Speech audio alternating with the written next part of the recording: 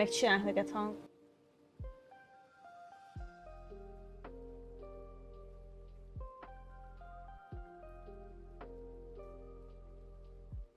Oké. Kösz. Már minden jó. Szóval. Elvileg. Szóval most, hogy minden jó, most már akkor mondhatom, hogy sziasztok! Hello. Na, jó reggelt kívánok mindenkinek, sziasztok, hello, üdvözlünk mindenkit újra ezen a csodálatos, szép keddi reggelen, 9 óra 08 perc van, 5. hó 7-e, az idő napos, bár esőt mond, Szuzi. Ott vagy, nálam itt vagy. Nálam meg ott vagyok, ott vagy. Szóval sziasztok, mi a helyzet, hogy vagytok, hogy aludtatok, mit álmodtatok, hány százalékon van a telefonotok, és nincs több kérdésem. Te jössz, Szuzi. 100. Nekem is. Most húztam ki. Ha érdekel. Ha rajtad múlt van, akkor... Vagy rajtad múlik, akkor ki se húzom. Ha rólad van szó... Ja, mi? Na, re. Szóval... Igen, amúgy itt egész jó idő van, én már nagyon-nagyon várom amúgy. Írőzkötések meg dolgok, remélhetőleg a héten sikerül megvenni a stabilizátort, aztán akkor mehet minden is. Én már készülök. Én nagyon készülök én. Programokkal, úgyhogy szerintem nagyon jó lesz, majd jól összeegyeztetjük, de ezt is délelőtt kellene csinálni szerintem. Tudom, rád készülök.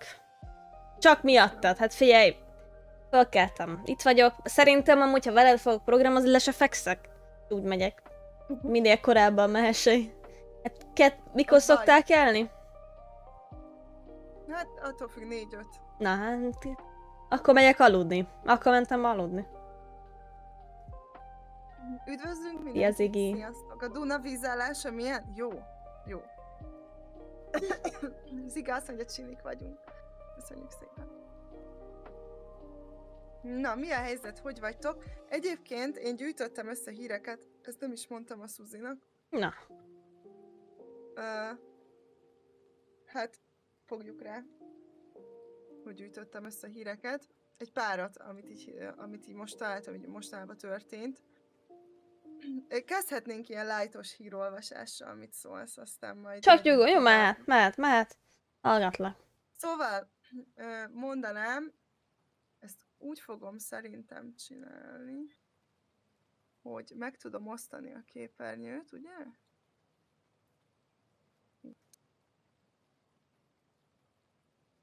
Jaj, ez így nem jó.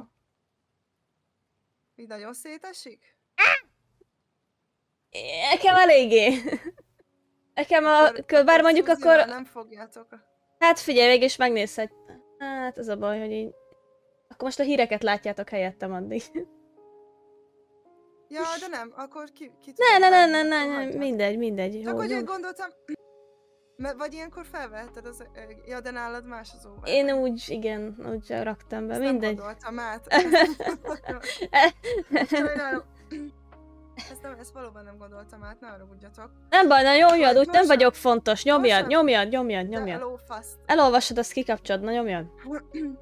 Szóval igen, kalapás lendítéssel fenyítette be a felbőszült taxis a neki bemutató biciklist.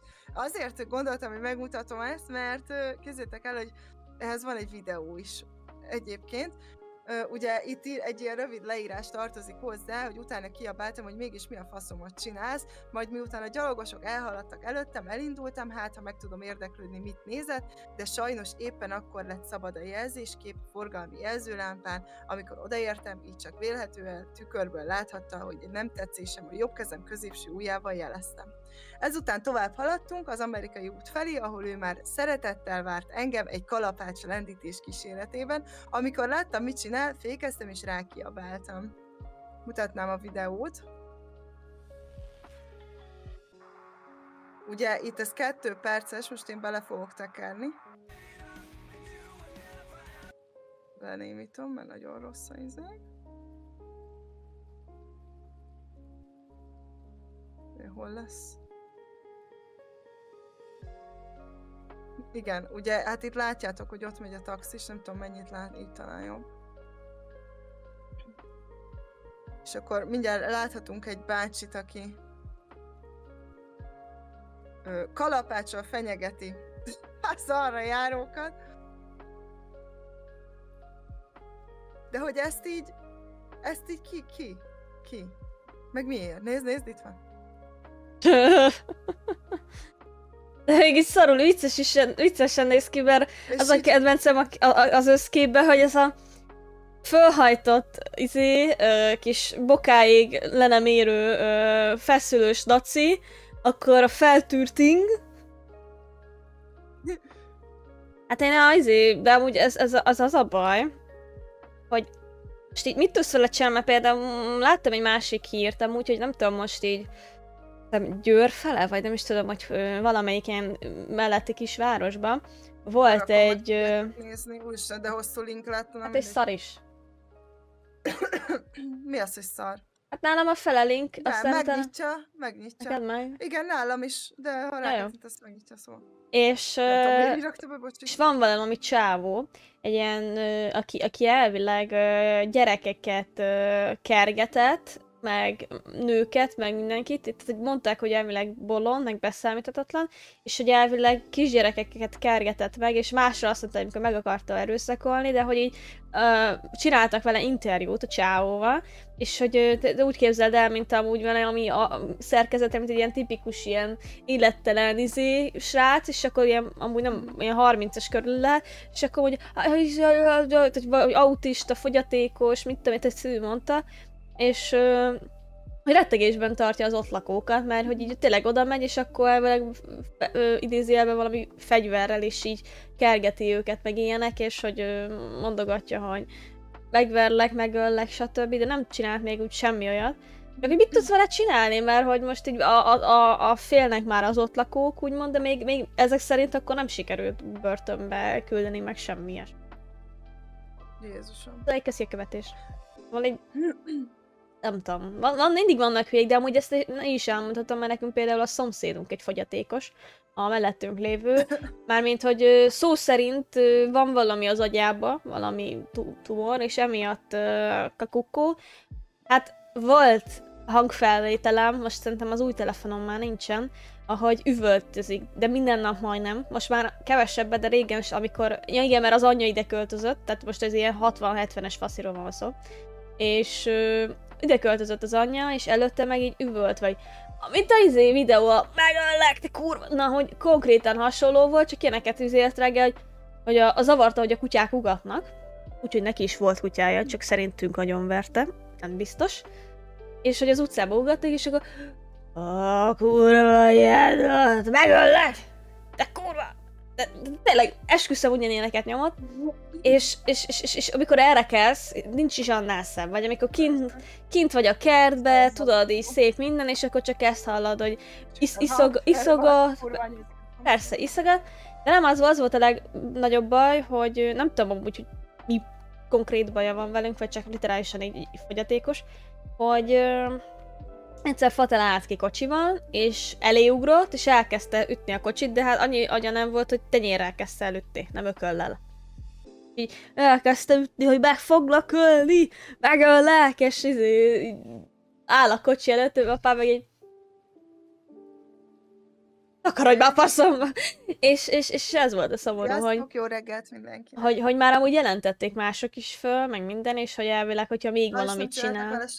Nem, elvileg valami pénzbírságot kap. Ja igen, tehát hogy ez a kedvencem, hogy pénzbírság, ami úgy nézett ki, hogy elvileg nekünk kellett fizetni ilyen 50 000, az államnak meg valami pár 100 000 még. De ez is rölyes, hogy mi élünk vele minden nap együtt, és minket fegyeget, de az állam igen. Kap több pénzt.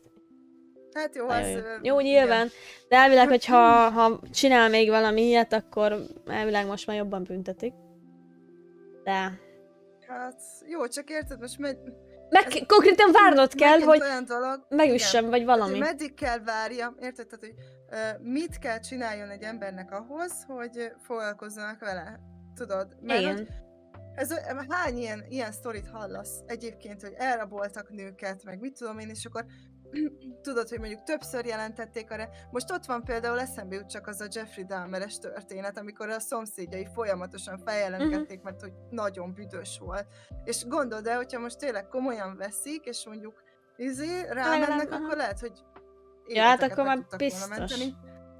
És nem így lett volna vége. Most nem tudom, hogy mennyi igaz ebből nyilván, de hogy mennyi ilyen sztori van a világon, és értem azt is, hogy nagyon sok fake bejelentés van, és tök nehéz lehet kiválasztani azt, amelyik valóban ugye egy bűncselekményre hajlamos ember, csak hát vaze, ha semmit nem veszünk komolyan, akkor ne csodálkozzunk, hogy ennyi erőszak, meg halál, meg minden történik a világban. Hát már ugyanez, amikor kb. Szinte hetente vagy évente jelentgetik a dolgokat, tudod, hogy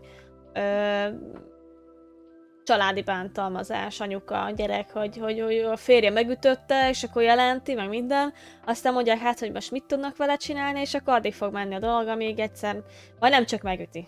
Mondjuk, igen, vagy nem törik, vagy lesz tolószékes, vagy tényleg bármi olyan dolog, ez borzalmas egyébként. Hát egy könnyed, kedreggeli témával nyitunk megint.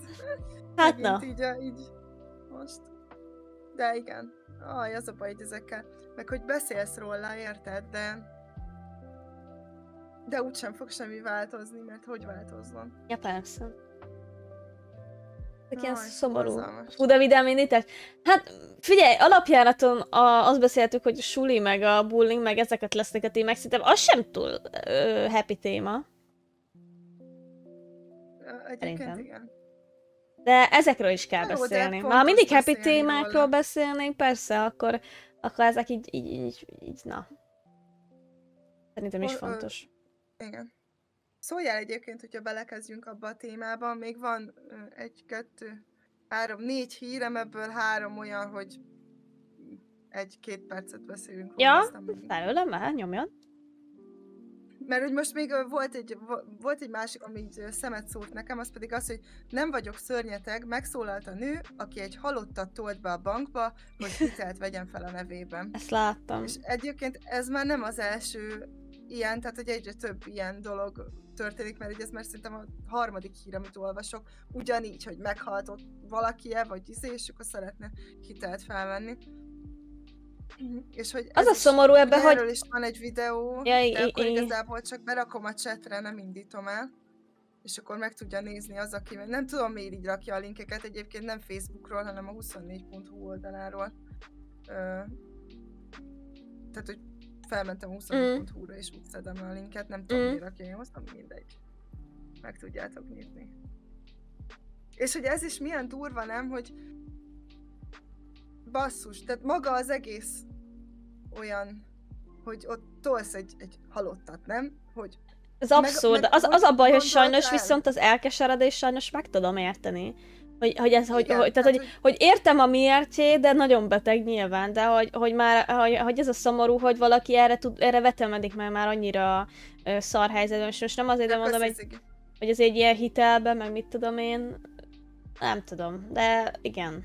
Főleg, hogyha egy szerettéről van szó. Tehát, hogyha még azt mondom, hogy idegen ember, de még a saját szeretjét, hogy képes úgymond a gyászba ezt megtenni.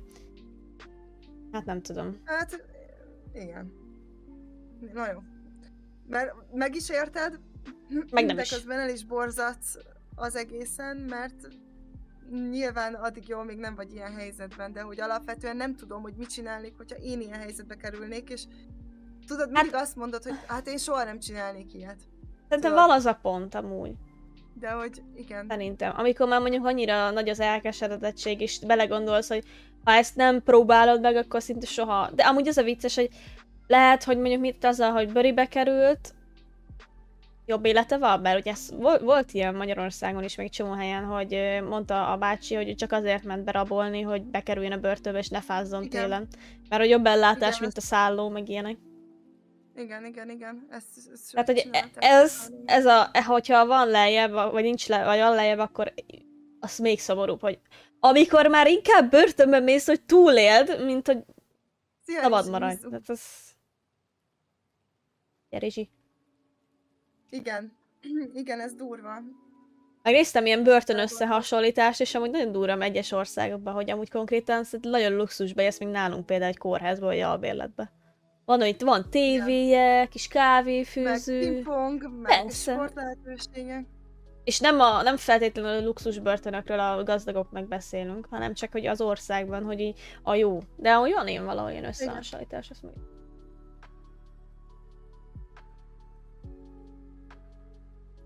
Durva. De hogy most így csak belegondolva, így az a kérdés jut eszembe, hogy alapvetően, hogyha te mondjuk betolsz valakit, aki már nem él és szeretné a hitelt felvenni a nevében, hogy érted? Tehát, hogy nem él, tehát nem tudja aláírni. Most mit mondok? Alszik? Vagy mit Igen. Érted? Tehát, hogy maga a terv, hogy mi volt a terv. Nem értem. Vagy nem tudom elképzelni, hogy ez fejben hogy játszódott le otthon, hogy ez nekem be fog jönni. Vagy van rá lehetőségem, hogy ez bejöjjön, tehát hogy... Azt hitte, hogy fogyatékosak ülnek ott, és nem veszik észre. Mit, hogy meghalt valaki? Igen. Tudod, én csak így... Én elképzelem azt, hogy fogja a kezét, tudod, és akkor így a ablak mögött. Hát a videón egyébként úgy is tolja, hogy így a fejét így folyton igazgatja, hogy előre álljon, meg ilyenek. Tehát, hogy ugye bennem... Én nem tudom. Nem tudom. Nagyon durva. Luxusbörtömi abbabüntetés? Hát igen, Szergej, pont ez az. Meg az olyan, hogy meg például nálunk meg úgy igazából a probléma meg az van, hogy nem kellő börtönt kapnak az emberek. Hát most olvastam, hogy volt egy hölgy, aki elvileg már megölte egy gyerekét, aztán nem tudták rábizonyítani, aki kukába dobta. Most viszont megszült és kint hagyta egy padon, és az eltűnt a gyerek, nem tudjuk, hogy hol van, semmit nem találtak meg, 4 évet kapott.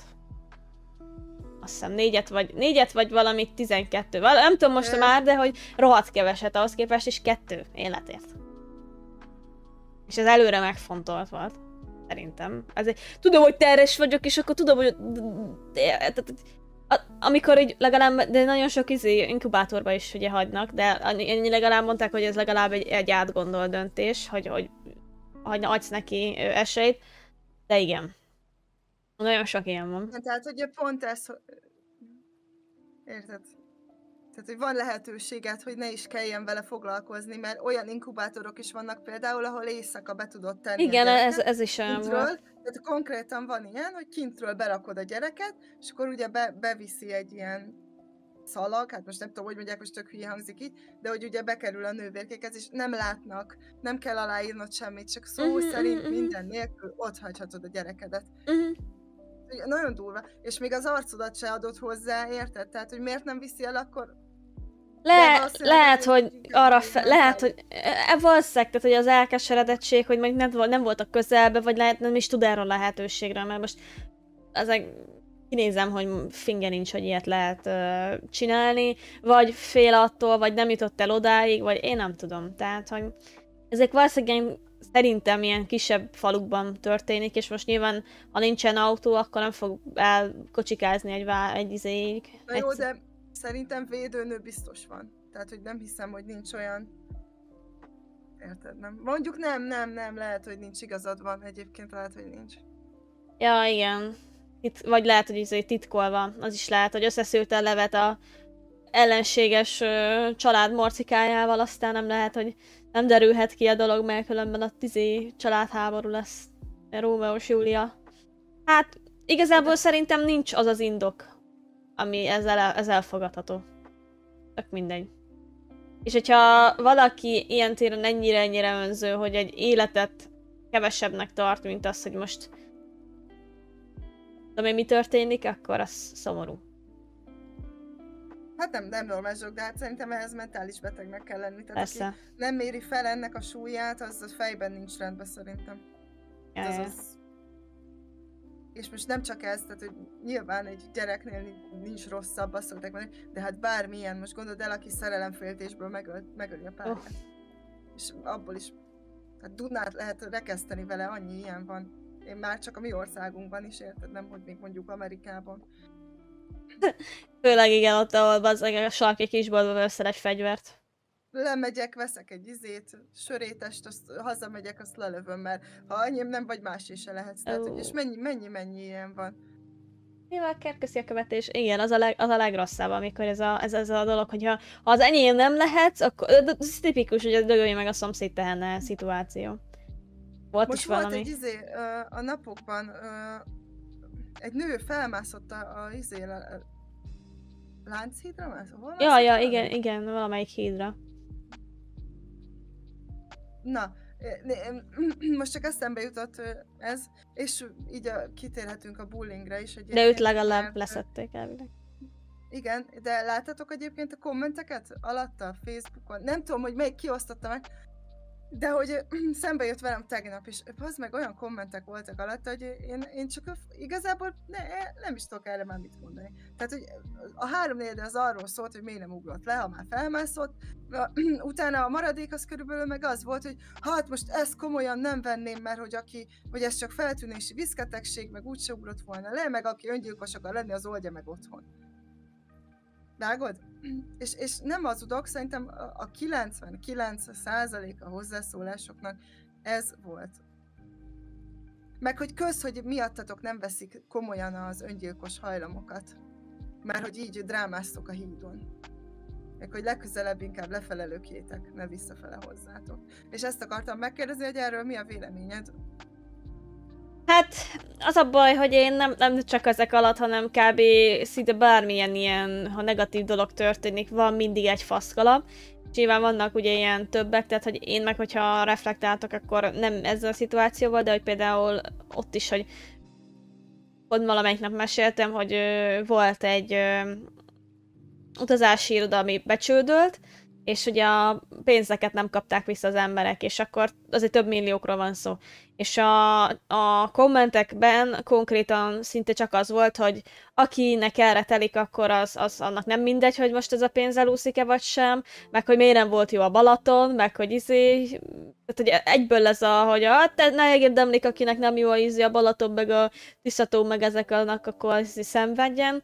Vagy ami még nekem annó felháborodást okozott, azt hiszem, hogy most valamelyik, nem is tudom, ilyen csillagszületik, X-faktor, nem tudom, volt egy csaj, aki ilyen nagyon extrém kinézetű, kopasz volt, meg tetkós, meg minden, és azt hiszem, hogy anyuka volt, vagy már nem tudom, és és nagyon jó hangja volt, és lehozott egy cikket róla valaki, hogy csak úgy az egész jelenségről, és a kommentek 80%-a az volt, ahogy elkezdték őt anyaként szidni, hogy az ilyen nem érdemeli meg, hogy szaporodjon, meg hogy néz ki, meg a gyereke majd biztos öngyilkos lesz, ahogy kinéz, meg ez nem nő, meg hasonló.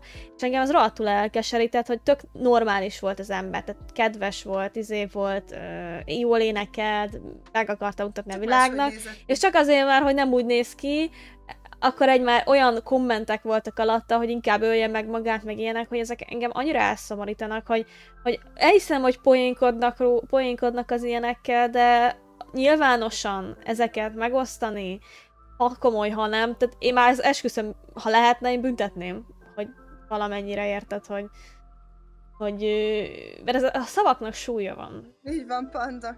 Mivel sokat etkom, nem vagyok nő. Igen. Úgy tűnik. Jó, hát én nem tudom, engem tudod, tehát nem az zavar, mondja el mindenki a saját véleményét, én ezt mindig szoktam hangoztatni, mert mindenkinek lehet, nem mindenkinek kell tetszen a másik, és ez tökre rendben van így. Itt mindig a hangsúly és a hogyan a lényeg. Tehát az, hogy te kifejted a véleményedet, ahhoz nem kell neandervölgyinek lenni, tehát hogy nem azt kell írni, hogy a kurva anyád dögölj meg, mert van rajtad 5 darab tetoválás, vagy szemüveges vagy éppen felmásztál egy hídra, hanem le lehet írni normálisan is, hogy nekem azért nem tetszik, és azért nem értek vele egyet, mert de. És akkor utána le lehet írni azt, hogy de lehet, hogy ez nem így van. Én azért szoktam mindig úgy beszélni, hogy attól, hogy én ezzel most nem értek egyet, attól még nem biztos, hogy nekem van igazam. Ez a szomorú, hogy ott például ugye arról volt szó, hogy a hangjáról volt szó, és ehhez képest meg átmentek ilyen személyeskedésbe, hogy ő biztos szaranya. Hát az meg a másik, hogy igen, hogy oda megyek valamiért, és egy teljesen más dologért kezdenek ki, azért, mert én mondjuk éppen máshogy nézek ki. Szia, meg a szex van. Hogy micsoda? A kedvenc nevem az interneten, meg a szex van. Tetszik. Véleményt meg lehet osztani, de másra erőszakolni a véleményedet nem, így van. Ez így van. Hát csak az a baj, Nincs hogy nagy cicim, én addig, sem amíg vagyok vélemény. Igen, ez a kedvencem, hogy amikor deszka vagy, akkor igazából te biztos, hogy pali volt. Ja, de ne olvastam. aggódjál, én nagy mellekkel is megkapom, hogy pali vagyok. Nekem azt szokták mondani, mondom, az volt mondjuk a Te kedvencem. megcsináltattad. Nem, hanem én azt mondták, Ja, hogy kitömték zoknival. Az volt az egyik, a másik meg az, hogy igen, Ekkorával? nem tudom, az mekkora zokni kell oda, hogy nem tudom. Térzokni. Hát, abból is egy 6-7. De igen, ugye ez volt, meg hogy igen, hogy ez a tipikus, tudod, a felcsatolhatós teljes szilikoncsöcs, vagy nem tudom. Jaj. De engem rendszerint paliztak. Mármint, hogy így azzal jöttek be a streambe, hogy transzi vagyok, meg hogy vegyem már a... Nem tudom. Azért, mert látták, hogy vagy meg akartak bántani, és akkor látták, hogy mondjuk máshogy reagálsz pont erre, Nem vagy tudom. nem tudom. Lehet, hogy azért, mert hogy a piros haj, és akkor tudod, azt hiszik, hogy paróka, meg hogy mit tudom, egy pasis az arcom, és akkor emiatt nem tudom. Hát de nem is pasis, tehát hogy... Igen, egyszer értem, néztek már palinak. Amúgy, IRL. Jó, még akkor cosplaybe voltam, de utána megkaptam, hogy te ez nem pali volt. Hát... Ilyen lebuktam, nekem gigásziméteres kékeres péniszem van, tehát ezt már kitárgyaltam. Én ilyenkor mindig csak annyit szoktam írni, hogy milyen jó, és nagyobb, mint a tiéd, ugye? Igen. Suzi, ha férfi lenne, hetero lennék, azt mondja Jessica. Wow. Jó, hát igen. Érdekes egyébként, én nem tudom. jó. Ennek tudatában, majd kezdjük el a fő témát. semleges dolog, meg hasonló, én azóta leszbikus vagyok, csak a nőket szeretem. Na, így van, látod? Így is kell. Mert a fő téma? Jó, érdekes. Mehet, persze. Ilyenkor most már kanyarodhatunk a fő témára, igen. Na, hogy kezdjük? Mi a téma? Akkor most mit Hát tegnap a sulit vontuk meg a bullyingot, hogyha már érettségi van. Ja, érettségi van, igen. És akkor suli, meg azt a Hát, hogy mit tudom, még kezdjük akkor a chatnek addig egy beszélgetős témával, mert tegnap én egy picit belementem, de mondtam, hogy nem most írjátok le, hanem mondom majd holnap, hogy például, hogy nekik milyen volt a közép suli, hogy visszavágynának el, tehát hogy a mostani helyzetben inkább maradnának a munkájuknál, vagy mennének vissza tanulni és középsuliba. De hogy vagy ezeket, hogy melyiket élted jobban? Én nem szerettem iskolába járni. Te is akkor inkább munkázol, mint sulizol. Aha, igen. Igen. Nagyon szívesen tanulnék egyébként, tehát hogy ha magát a tanulást, tehát bejárni nem járnék be, tehát én levelező. Ezt most is tudod. Ellennék, hogyha lehetne, és igen, egyébként én pont gondolkozom is valamint, csak még nem tudom, hogy mind, de hogy érted, így más, tehát maga a tanulás, hogyha a tanulás és a munka között kellene választanom, akkor nyilván a tanulást választanám, mert az jobb munkához eredményez később, és talán dolgozhatok olyat, ami engem jobban érdekel, vagy amit szeretek csinálni. De hogyha a bejárós iskolai éveket nézzük, akkor biztos, hogy nem járnék iskolába, akkor dolgozni. Te hogy vagy ezzel? Same. Ugyanez, mert én is utáltam a suli több okból is, mert egyrészt ugye nekem ez a koránkelés nem annyira jött be, mert hogy én szerintem azzal függ össze, hogy ugye nekem volt általános iskolában ugye ezek a kötelező oltások. És én nekem az egyik az valami reakció mellékhatásként, én nekem azóta is problémám van vele. Tehát, hogy aznap én rosszul voltam, meg minden, és... Egyszer szerintem mesélted valamit. Igen. Érintőlegesen. Igen, és én nekem onnantól kezdve évekig gyomor problémám volt, és szerintem amiatt van, hogy most például nem tudok már annyit inni, mert egyszerűen szerintem összeszűkült a sok kevés kajálástól a rosszul étek miatt. Na mindegy, és hogy emiatt ugye kevesebb energiát tudok bevinni, mert nem bírok enni, és ugyanez, hogy például ha felkelek, akkor sokáig nem tudok enni, mert ilyen émelygést érzek. Ugyanez volt suliba, hogy mivel reggel nem nagyon tudtam enni, bementem a suliba, kevesebb volt az energiám, alias ha akartam, ha nem elaludtam. És akkor még nem voltam ilyen hajnalakig fentmaradós, és nem tudtam egyszerűen figyelni, tehát hogy ha kiizélik a szemembe, talán akkor, de akkor sem. És ugye emiatt nekem így maga a tanulás része, ugye ez volt, hogy simán elaludtam az órán, plusz ugye akkor én kis fekete bárány voltam, szóval ez a senki nem nagyon akart velem idézősen így barátkozni, pedig kedves voltam, csak hát én a sarokban ülős, és hogyha hozzám szóltak, akkor hozzám szólnak típus voltam. A második gimiben, az elsőben ott egy kicsit jobb volt, de ott igen, ott a diákok, az első gimiben ott a tanárok nem voltak jók, a diákokat viszont ott azot nagyon szerettem, tehát nagyon kedvesek voltak, ott a sulinak a mentalitása, meg így az egész nem volt jó, a másiknak meg fordítva. Nem, ott igazából a tanárok is szarok voltak meg a diákok is. Igen, de... az nagyobb baj szerintem, amikor még a tanárok is rátesznek erre egy lapáttal. Hát amikor így közli velem, hogy meg foglak buktatni csak úgy így évelején, meg hogy így látszik, hogy olyan tényleg rosszul kivételez, csak azt nem értettem, hogy miért. Mert én az a fajta voltam, hogy nem pofáztam be meg semmi, de nekem volt az egyetlen, én voltam például angolból, hogy ugye be kellett tanulni a tételeket, és akkor felelni. És én voltam az egyedüli, akit nem újvi szindróma. Talán nem felelhetetlen, mert tudta, hogy ezzel javítani tudok. És mindenkit kétszer legalább, engem egyszer sem. És pedig ott volt az osztályban az a gyerek, aki literálisan olyanokat csinált órán, hogy nem kellő jelképeket rajzolt a táblára, meg mondta, hogy halljon meg a igazgató helyettes, meg hasonló, meg dobálózott, meg minden. Nem volt kedves. Mondjuk ki. Az a vicces, hogy belőle lett, képzeld el, énekes. Vagy hát valami rapper. Hát most káromkodhat úgy, hogy pénzt is kap érte. Igen. Igazából kihozta belőle a maximumot. Igen. Szia Balázs.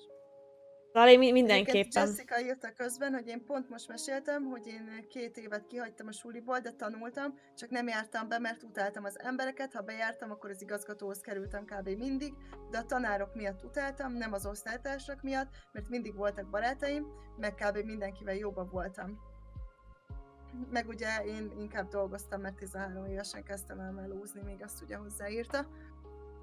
Igen, ezt a múltkor már említette Jessica is, ugye. De ezzel beszéltünk arról, hogy melyik a rosszabb. Nyilván mind a kettő nagyon rossz, hogyha a tanáraid rosszak, vagy hogyha maga az osztálytársaid olyanok, hogy mert ők többen vannak nyilván, erősebbek.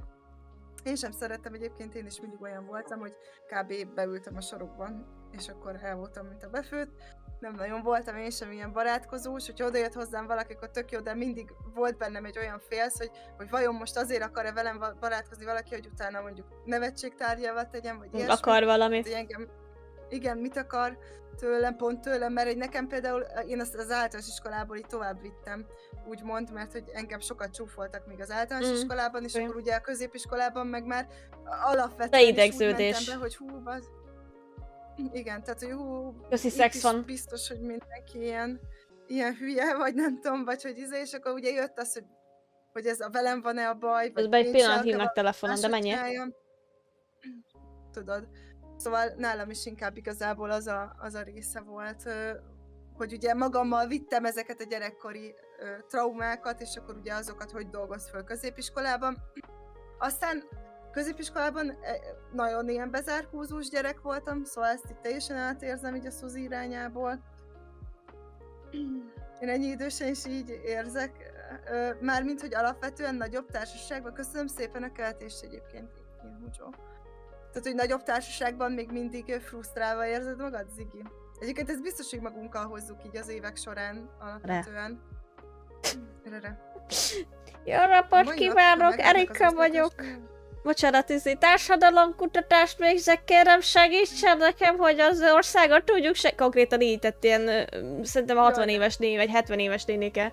Mondom, bocsánat, nem. És délután, mondom, akkor sem, szép napot. Jó, viszontlátásra. Bocsánat. Hát igen. Na jó, hát igen.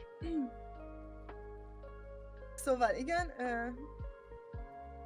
ja igen, közben ugye Jessie még leírta, hogy mai napig, ha meglátnak... Közben köszi szépen a követés, Szexfan, és szia, kutyaszar. Utálom, hogy Jessie. De ez tök jó, hogy megmaradt egy ilyen például nekem így kb.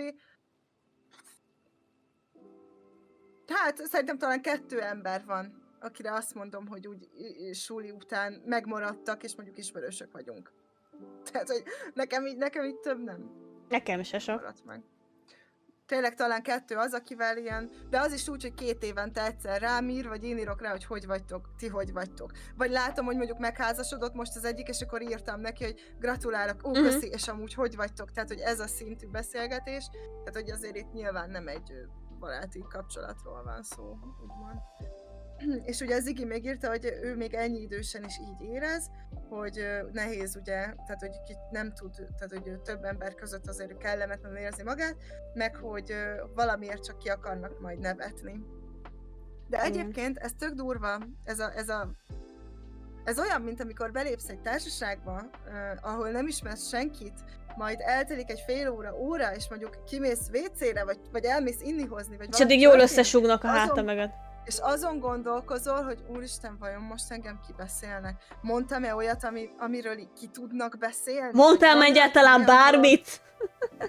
Igen, és ez olyan rossz, mert hogy alapvetően nekem erre mindig azt mondta az egyik ismerősöm, hogy biztos, hogy beszélnek rólad, mikor kimész, de nem kell rögtön arra gondolni, hogy csak a negatívat fogják megjegyezni az emberek. Mert hogy ha így fogod föl, akkor sokkal nehezebb lesz úgymond teljesíteni a második körben, ugye a legközelebbi találkozásra.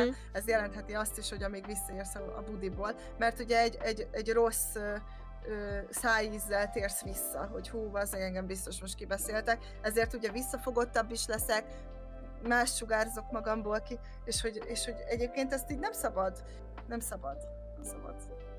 engedni ezeknek a rossz gondolatoknak ilyenkor. Vagy akkor pont meg kell mutatni, hogy de nem vagyok olyan rossz, mint amit gondolhatnak. Igazán. Hát, vagy egy kicsit igen. A másik pedig az, hogy egyébként szerintem, ahogy korosodsz és idősödsz, rájössz, hogy ezek a dolgok már nem annyira fontosak. Hogy mit tudom én, 5 darab ismeretlen. Igen, már le fogod talán szarni. Hát nem az, hogy leszarod, hanem rájössz, hogy ez vagy te. Ha nem szeretnek, akkor nem érdemelnek meg, ha nem tetszem nekik. Miért akarnám a kegyeiket, úgymond. Persze, mert hogyha valakinek nem vagyok szimpatikus, akkor nem az életembe való. Akkor valószínűleg rossz helyen vagyok. Amivel nincsen semmi gond, csak fel kell ismerni. Nem, tehát hogy itt inkább az a lényeg, hogy rájössz arra egy idő után, hogy nem szeretnék azoknak az embereknek megfelelni, akinek valószínűleg soha nem fogok tudni. Megváltoztatni magamat nem kell azért, hogy másoknak szimpatikus legyek. Ez amúgy visszavehető a kapcsolatokra is, ugye, hogy nagyon sok kapcsolat nem csak azért megy tönkre, mert hogy most mit tudom én, azt látszik, vagy azt próbálják ezt mutatni, hogy nem beszéltük meg hogy a kommunikáció. Nem. Van egyszerűen olyan, hogy az emberek nem passzolnak egymáshoz, és nem azért, mert most nem beszéltétek meg, hanem a személyiség, az elvek, a büszkeség, és ezeket nem tudod csak úgy megváltoztatni, hogyha meg is tudod változtatni 1-ről 2-re, és sokan ezt nem képesek ezt elfogadni és felfogni, hogy egyszerűen nem passzoltok, és ezt nem negatívként... Beszélgetni bárkivel lehet, közelebbi kapcsolatba kerülni, most nem csak arra gondolok, hogy most összejössz valakivel, hanem barátkozni, viszont csak azzal fogsz tudni, aki hasonló, mint te. Nem kell mindenben egyetérteni, de azért nyilván így tudtok egymás mellett haladni, és nem így mentek egymással, mert akkor nem fogtok összeférni. Igen, mert hogyha meg utána nagyon próbálsz a másikhoz igazodni, és olyan lenni, akkor már elveszted önmagadat. Hát akkor már nem te vagy. Igen. És akkor majd meg fogod kapni, ugye, amit beszéltük, és hogy már nem ugyanaz vagy. Igen, és emlékszel, hogy vannak azok a mémek, amikor így mondják, hogy nem is gondoltam, hogy te ilyen jó fej vagy, és akkor mondja a csávónak, hogy ilyen jó a személyiséged, vagy ilyen szimpatikus, és akkor mondja a csaj, köszi, neked csináltam. Igen. Válasz a másik hétből amúgy. Igen, és akkor kirakod a kártyáidat, hogy na melyik a legszimpatikusabb, mert én tudok úgy viselkedni, hogy szimpatikus legyek neked, vagy bárki másnak, akiről tudok, mit tudom én, 10 darab dolgot, akkor meg könnyű viszonyulni a másikhoz, de nyilván ez nem egy alapja egy jó barátságnak, vagy kapcsolatnak, mert hát most nyilván ez nem tartható állapot, hogy folyamatosan figyelek magamra, hogy most hogy reagáljak. Igen. Amúgy ezt teljesen átérzem, mert nekem is volt olyan párkapcsolati is, meg baráti kapcsolat is, ahol pontosan ugyanez volt, hogy egyszerűen akkor voltam megbecsülve, és akkor voltam számba véve, amikor úgy viselkedtem, vagy úgy tettem, mint ahogy ő azt akarta. Hogyha meg egyből a saját stílusom, saját viccem, saját programom, vagy valami volt, akkor meg már le voltam szarva, és akkor nem foglalkoztam, és akkor miért vagy most ilyen, valami baj van? Tudod, nem ilyen szoktál lenni. És akkor így, akkor is rá kellett jönnöm, hogy ez nem fog működni.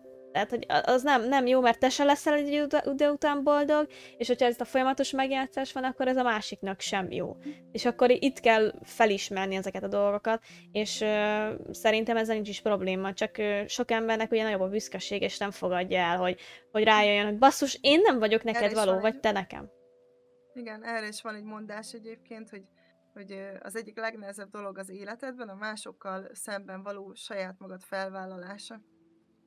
Hogy merd felvállalni saját magad akkor is, hogyha a többség nem fog veled egyet érteni.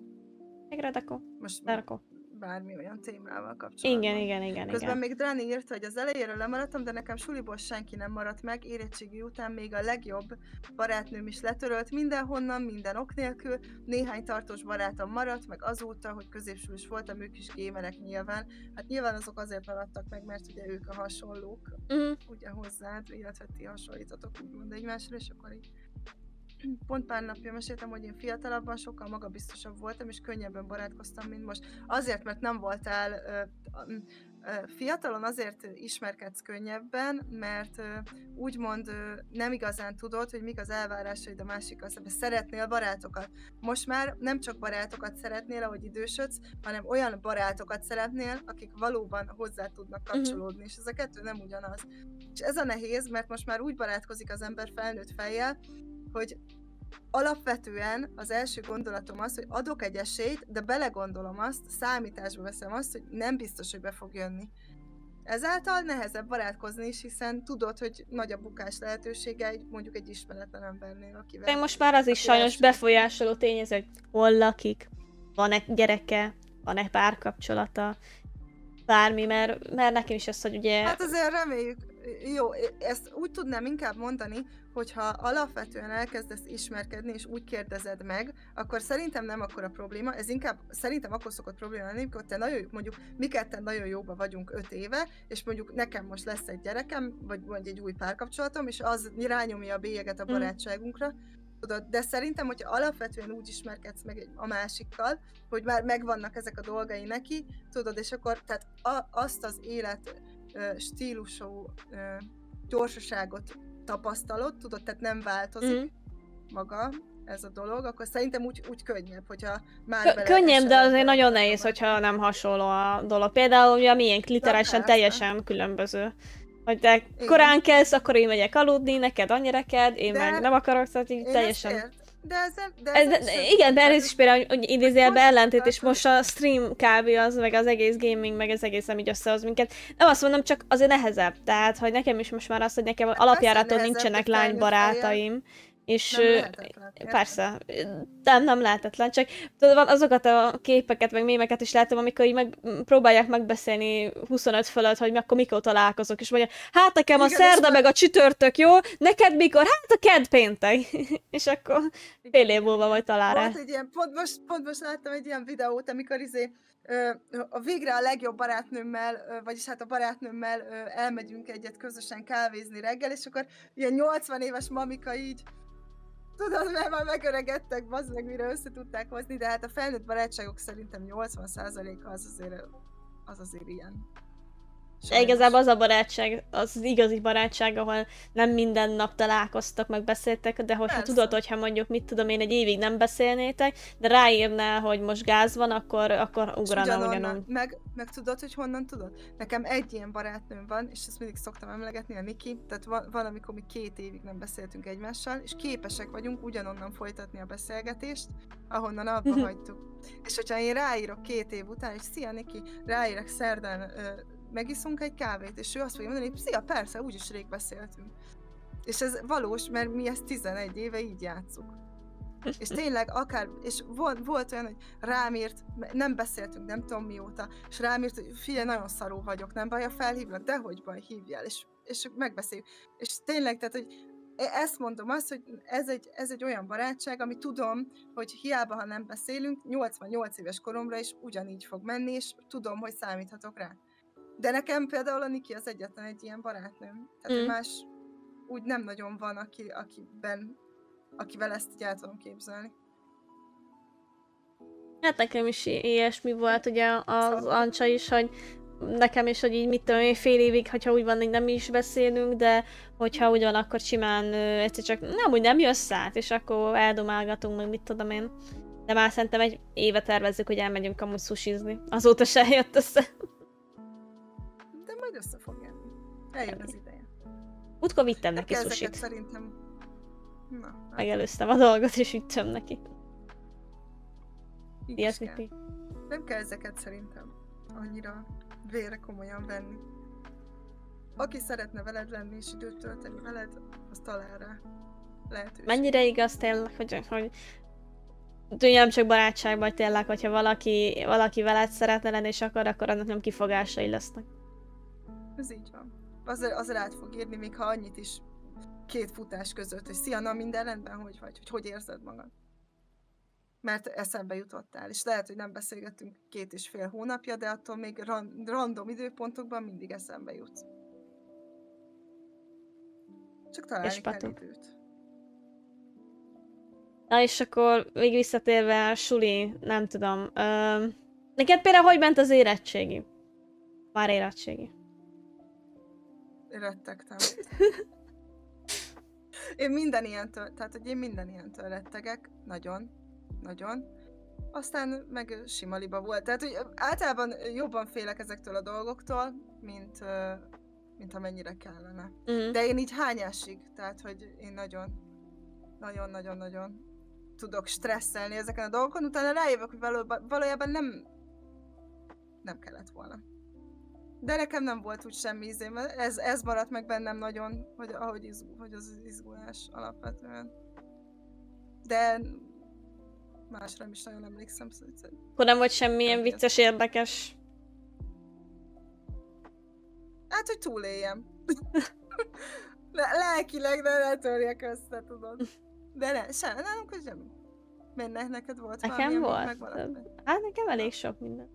Hát nekem az első ilyen vicces az, hogy így szerintem a szóbeli előtt 2 nappal, vagy egy nappal kaptam meg a tételeket, a helyes tételeket, mert hogy kiderült, hogy amikor én beteg voltam, és kiosztotta a tanár, hogy rosszatottak meg a tavait, és új tételek voltak, és így tök jó.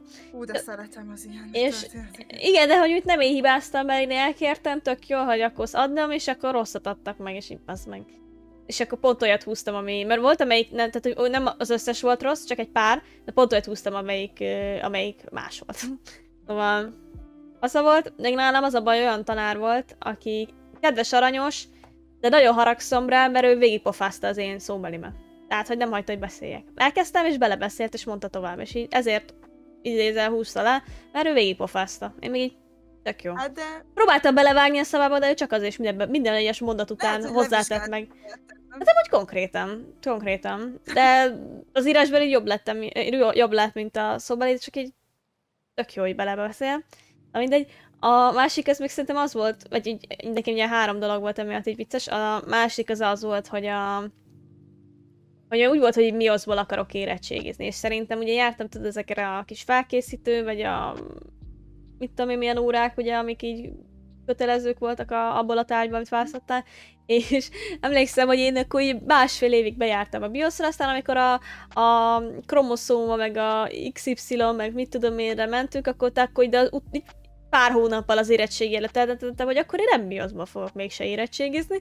Szóval mégse és akkor mondom, akkor mégse BIOS-ból fogok érettségizni, mert nagyon szerettem, de annál ott egy kicsit elakadtam, és végül a vizuális kultúra nevű ilyen tantárgy, ami nem volt, abból érettségiztem, az meg úgy nézett ki, hogy labasztak elém egy ilyen vastag A4-es elől-hátul anyagot, hogy nesze, itt vannak fogalmak, festők, szobrászok, évszáma, alkotása, annak az alkotásának a neve, annak az évszáma, valami magolós volt. Szerintem egyetlen egyszer nem olvastam át, csak így belenézegettem, és én voltam az egyedüli az egész suliba, az egész környékenek érettségizett belőle, és nagyon jó volt, hogy ugye nem tudom hány, 2 órás volt, vagy nem tudom a teszt, már nem emlékszem, és így nagyon jó volt, hogy így a tanár így mondta, hogy miattad kell itt ülnöm. Mert te vagy az egyedüli, meg így bocsi, szóval így 2 váltó tanár is volt, mert hogy nem értek rá, és én meg így ne haragudjon, és akkor ott írtam, de amúgy vicces volt, mert például pont azok, tehát amúgy nagyon jól ment, és hogy vicces volt, hogy pont azokat a kérdéseket kaptam meg, amit így előtte átolvastam egy 2-3-szor. Ja, ilyen, pont azok voltak, azok jól jött ki, a harmadik, az meg szerintem az nem csak nekem volt zseni, hogy a vizuális kultúrának az volt a szóbeli része, hogy ott azt hiszem 8 pont volt, amit meg kellett csinálni, hogy ilyen kézműves cuccok, minden digitális szövegkép, tehát amúgy rohadt egyszerű volt, és az egyik tételem idézőjelben az volt, hogy én jelmezbe, cosplaybe mentem be. Most képzeld el az érettségiztető vizsgabiztos fejét, amikor a Karib-tenger kalózaiból a Angelica nevű így karakter így besétál az ajtódon. Full paróka, sapka, mindenbe, nézd, hogy ez mi a fasz csinál, és én úgy kezdtem el, hogy akkor gyorsan kimentem a WC-re, tanárnőhöny gyorsan felöltöztem, és akkor hoztam be a kis tételeimet, és akkor full jelmezbe mutogattam. Hát a nő az azt mondja, nem tudom hány éve vizsgáztatott, de ilyet én még nem láttam.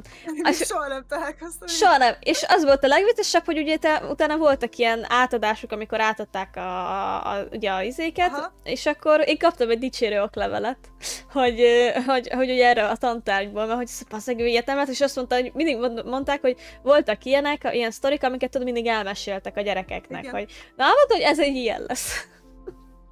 Igen, amit érdemes. De amúgy ez tök jó már, hogy így... Ez az egy pozitívum volt az egész érettségiben, ami így vicces volt. Neki is maradandó volt, meg nekem is.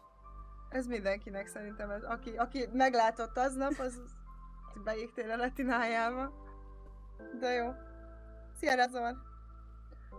Mit szóltak az új magyar érettségi változásokhoz? Hallottátok? Én most nem hallottam, mi változott. Én hallottam, csak nem hallottam, hogy mi.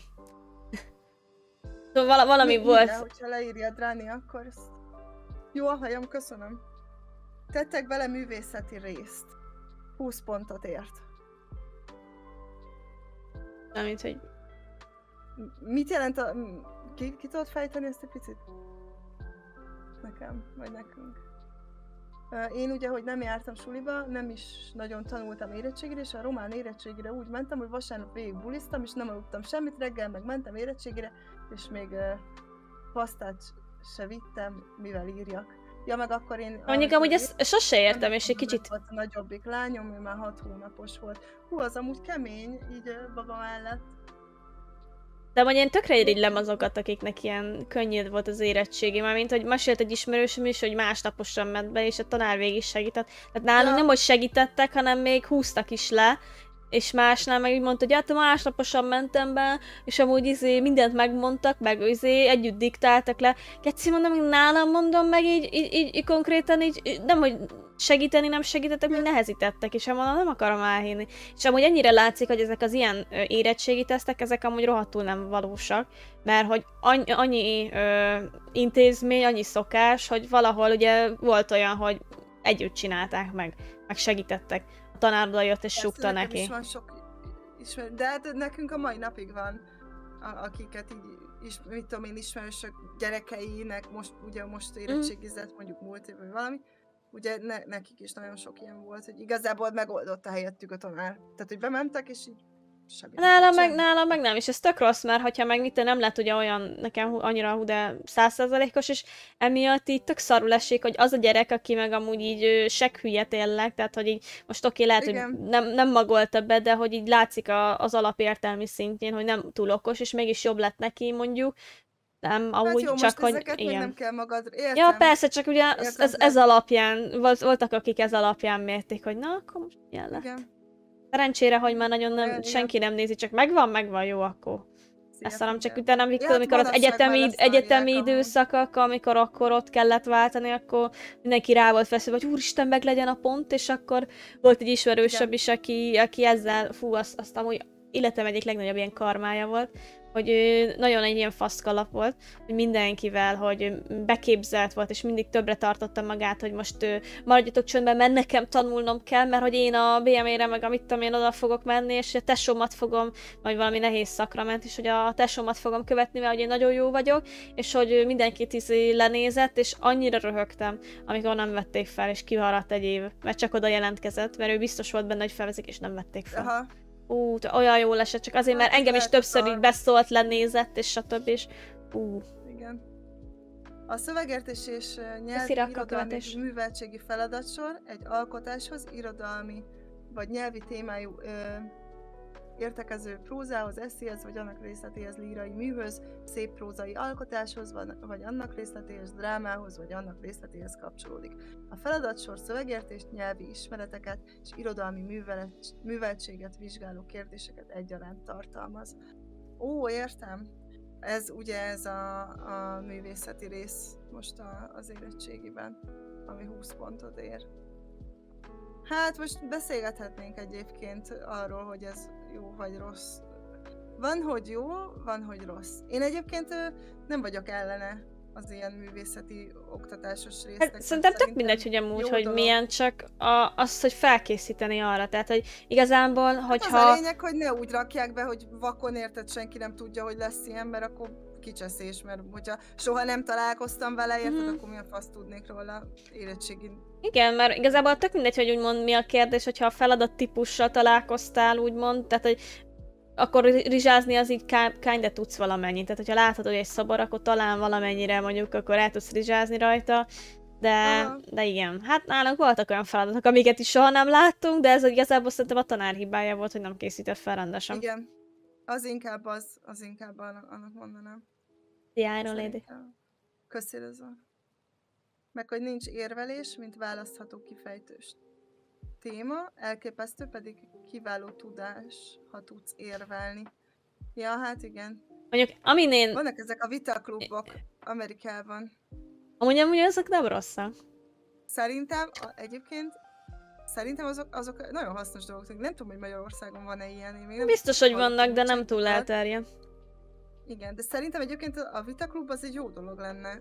Lenne, csak ugye az a baj, próbálnád hasznosítani, és az a baj, hogy az emberek 80%-a nem tud érvelni, sem vitatkozni, mert hogyha... Hát de pont ezért jó. Igen, mondod csak... mondjuk általános iskola végén mondjuk... Igen, de akkor lenne egy kicsit kötelező, de igen, de az a baj, hogy most is az, hogy én szerintem nem vagyok nagyon jó, de hogy azért tudok szerintem érvelni, meg rendesen vitatkozni, de például ha már egy a Twitchről indulunk ki, nagyon-nagyon-nagyon sokan nem tudnak, és ez abban merül ki, hogyha mond valamit, akkor egyrészt tehát nem támasztja alá, csak meg egy olyan nem is tudom, olyan véleményt mond, ami... azért, mert... Igen, és nem mondja, hogy miért, meg olyan dolgokat, hogy akkor elkezded egyből személyeskedni, meg hogy a te anyádat, hogyha nem az a véleményed, mint az enyém, és ugye vannak, akik tudod, emiatt nem néznek, mert hogy egy véleményben más. Tehát mit tudom én... Igen, az fú. Mert csak. Ami ezek nem rossz dolgok pedig. Szia, Bence! Szia, utálom a hétfőt. Ez a 100-ból 20 pontot ér, amire alig tudtak felkészülni, olvastam, hogy próbavizsgálni. Önöket nézd. Ó, értem, Drani. Nem is tanultam annó. Nem baj az szerintem, hogy olyan dolgok vannak benne, amik úgymond így új dolgok, mert szerintem nagyon sok olyan dolgot tanulunk, ez világszinten mindig probléma, hogy nagyon sok felesleges dolgot tanulunk, és nagyon kevés, ami is számít. De nekem egy tökéletes példa, hogy a gimibe az utolsó egy évre volt egy olyan, hogy életvitel óra, ami szerintem a leghasznosabb volt az egész nem tudom hány év alatt, mert ott tanultunk meg, hogy ha állásinterjún, hogy kell viselkedni, mert egy ex-HR-es csajszi volt a tanár, és ő mondogatta, hogy mit hogy kell, írtunk önéletrajzot, elmondta, hogy működik a dolog, tehát hogy ilyen tök olyan feladatok voltak, hogy csekk, meg mit tudom én kitöltések, amik kellenek. És az volt a legszomorúbb, hogy az egész osztály ezt a tanárt és ezt az órát utálta legjobban, mert szerintük felesleges volt. Hát szerintem ezen az órán többet tanultam, és többet hasznosítottam, mint az egész suliban annó. És én ezeket az órákat hiányolom, mert kijön a gyerek, és nem tud megírni egy hivatalos levelet, nem tud kitölteni egy csekket, nem tud semmit se csinálni. Igen. Azt mondja, az de jó, nálunk ilyen nem volt abszolút, pedig sokkal jobb lett volna, mint bármelyik másik. Egyébként igen, ez tényleg így van. Bocsánat, csak közben, hogy lássam a csetet, azért állítgatom itt össze. Mindig osztályfőnököm mindig elkézett, utána meg az évfolyamban. Egyedülként 2 elnöki dicsérettel vizsgáztam, akkor bezeg büszke volt magára. Hogy gyerekek nem tudják leolvasni az órát a számlapos órára. Ja, hát igen, az is. De nagyon sok ilyen példa van, hogy egyszerűen olyan dolgok, amik így nem értem. Hogy a rendes órára? Igen. De mondjuk azért, mert amúgy már nem nagyon használják, szinte sehol amúgy. Én értem, jó, de ez olyan, mint a kézzel írás. Hát már sokan azt se tudnak. Azt se használjuk már. Meg egyáltalán helyesen, tehát, hogy mivel kijavítja a telefon már, amit írsz, de hogy alapvetően nagyon én értem, de attól függetlenül, hogy megvan ez a technológia, meg tök jó, hogy csak ránézek, és mondjuk 15 óra 23 perc van, attól még mondjuk a gyerekem azt tudjon már leolvasni egy órát, nem? Tehát, hogy meg egyéb dolgok. A lényegét, meg lehet, hogy nem fogja használni minden áldott nap, de na. Érted? Tehát, hogy nekem, nem tudom, ez olyan, amit így látsz, annyira elbutul körülötted mindenki, és nem önszántukból, mert ezt meg tudja tanítani mondjuk egyszerűsödik a világ, és már nem vagy rákényszerítve. Tehát most már mindenre rákeresel a neten, rákeresnek helyetted. Igen, vagy tudom. Mestében, amikor ülnek azokban a székekben, a Wall-E? És már folynak ki a... Wall-E. Igen, a jövő. A szép jövő. Igen. Hát meg az egy olyan jelenet, bazd meg, hogy... Meg melyik az a film? Úristen. Amikor már Jaj. Megállazol. Mikor a csávó, egy normális csávó a jövőben megy, és ugye ott már tiszta hülyék az emberek, és hogy nem volt megjelölve, már nem tudom melyik film volt, és akkor, hogy megválasztják őt már nem tudom milyen elnöknek, mert hogy rájön, hogy amúgy a növényeket vízzel kell itatni, és nem Mountain Dew-val, meg ilyenek. Ez nem tudom, ezt nem láttam. Nem láttad? Valami... Idiot City, nem tudom mi a neve, majd mindjárt... Hülyék paradicsoma, igen. Azt nézd meg. Az konkrétan erről szól, hogy a Pali a jövőben köt ki, és hogy olyan dolgokat csinál, hogy az IQ teszt az, hogy hogy egy ilyen kör alakba beleraktad a kör, hogy hívják ott, formát, meg ilyeneket. A 2006-os. Amúgy nagyon jó, azt nézd meg. Köszi. Nagyon jó. Fönt van. Hogy már tényleg, hát egyszerűsödik a világ, és már nincs rákényszerítve az ember, hogy gondolkodjon. Vagy tegyen érte.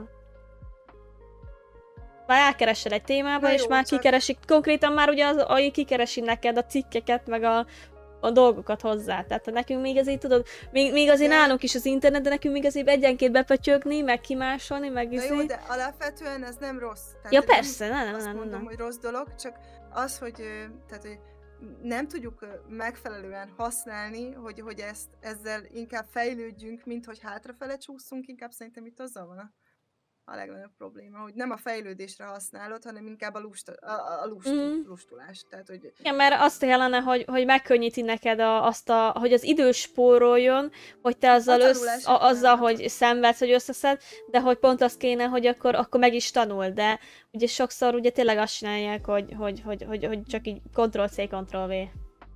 Ismerős kisfiú megcsináltatta az AI-val a házi feladatát? Na igen, hát most beírod konkrétan a ChatGPT-t, azt kiadja a megoldásokat, azt berakod. Hát most már ilyen téren sokkal egyszerűbb gyereknek lenni. A baj. Megcsinálhatja vele, csak akkor olvassa is el. Ja, hát de tudod, addig, amíg leírja, elolvassa, aztán csókolom. Érted? Mert hogy én azt is megértem, hogy nagyon nehéz egy kisgyereknek megtanítani azt, hogyha most nem tanulja meg, akkor felnőtt korában nagyon sok olyan szituációban tudja magát találni, ami kellemetlen lehet.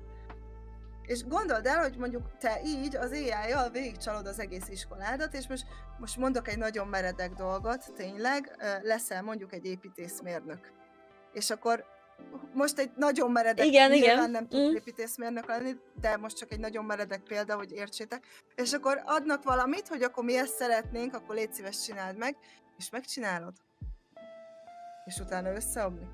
és meghal nem tudom mennyi ember. És most csak mondtam valamit, nyilván ez egy nagyon rossz példa volt, de érted, hogy mire szeretnék kiukadni. Hát figyelj, volt most Magyarországon, hogy átadtak egy felhajtós ilyen híd jellegűt, és hát nem tudom, nem telt el szerintem egy hónap se, és már újra kell csinálni az egészet. Na igen, csak hogyha olyan szakembereket tanítatunk ki, akik igazából nem értenek ahhoz, amit csinálnak, csak valakije, most mit tudom én, kitölti a tanár helyette, vagy AI kitölti, most tök mindegy. Érted? Akkor hova jut a világ? Akkor legközelebb, hogyha engem elüt egy busz, akkor igazából ne is merjek orvoshoz menni, mert a szomszéd Mari néni 90 évesen többet fog tudni egy törött lábról, mint az, aki most jött ki, frissen tanulva, érted, egy egyetemről. Tehát, hogy megint a bizalom elvesztéseit az, amit... Tehát, hogy nem is értem. Nekem volt egy ismerősöm, elméleti szinten nagyon-nagyon sokat tanult egyébként, ő sebész szeretett volna lenni, viszont amikor eljött a gyakorlati, nem is akkor még azt hiszem általános orvoslást tanulnak, mert a sebészet nem tudom mikor jön, mindegy, és hogy és hogy eljött ugye az a pont, hogy akkor most el kell menni gyakorlatozni, hát papíron nagyon jól ment neki, a gyakorlatban mondta, hogy hányt és ájult folyamatosan bent, tehát hogy egyszerűen mentálisan nem bírta azt a nyomást. És ezt nem számolta bele, érted? És mondja, hogy volt olyan csajszi, ugyanígy, aki meg bent maradt a suliba, mert ő például abba hagyta és átment egy másik szakra, gyógytornásznak, vagy valami ilyesmi. Tehát, hogy maradt így az orvoslásnál, csak nem annál a résznél. Igen. És akkor mondja, hogy van olyan osztálytárs, aki a mai napig hány és ájul, és így is úgy is, mivel a szülei nagyon erőltetik neki ezt a szakot, ő ezt fogja lerakni. És gondold el, hogy majd megszokja, tudod, úgy van vele.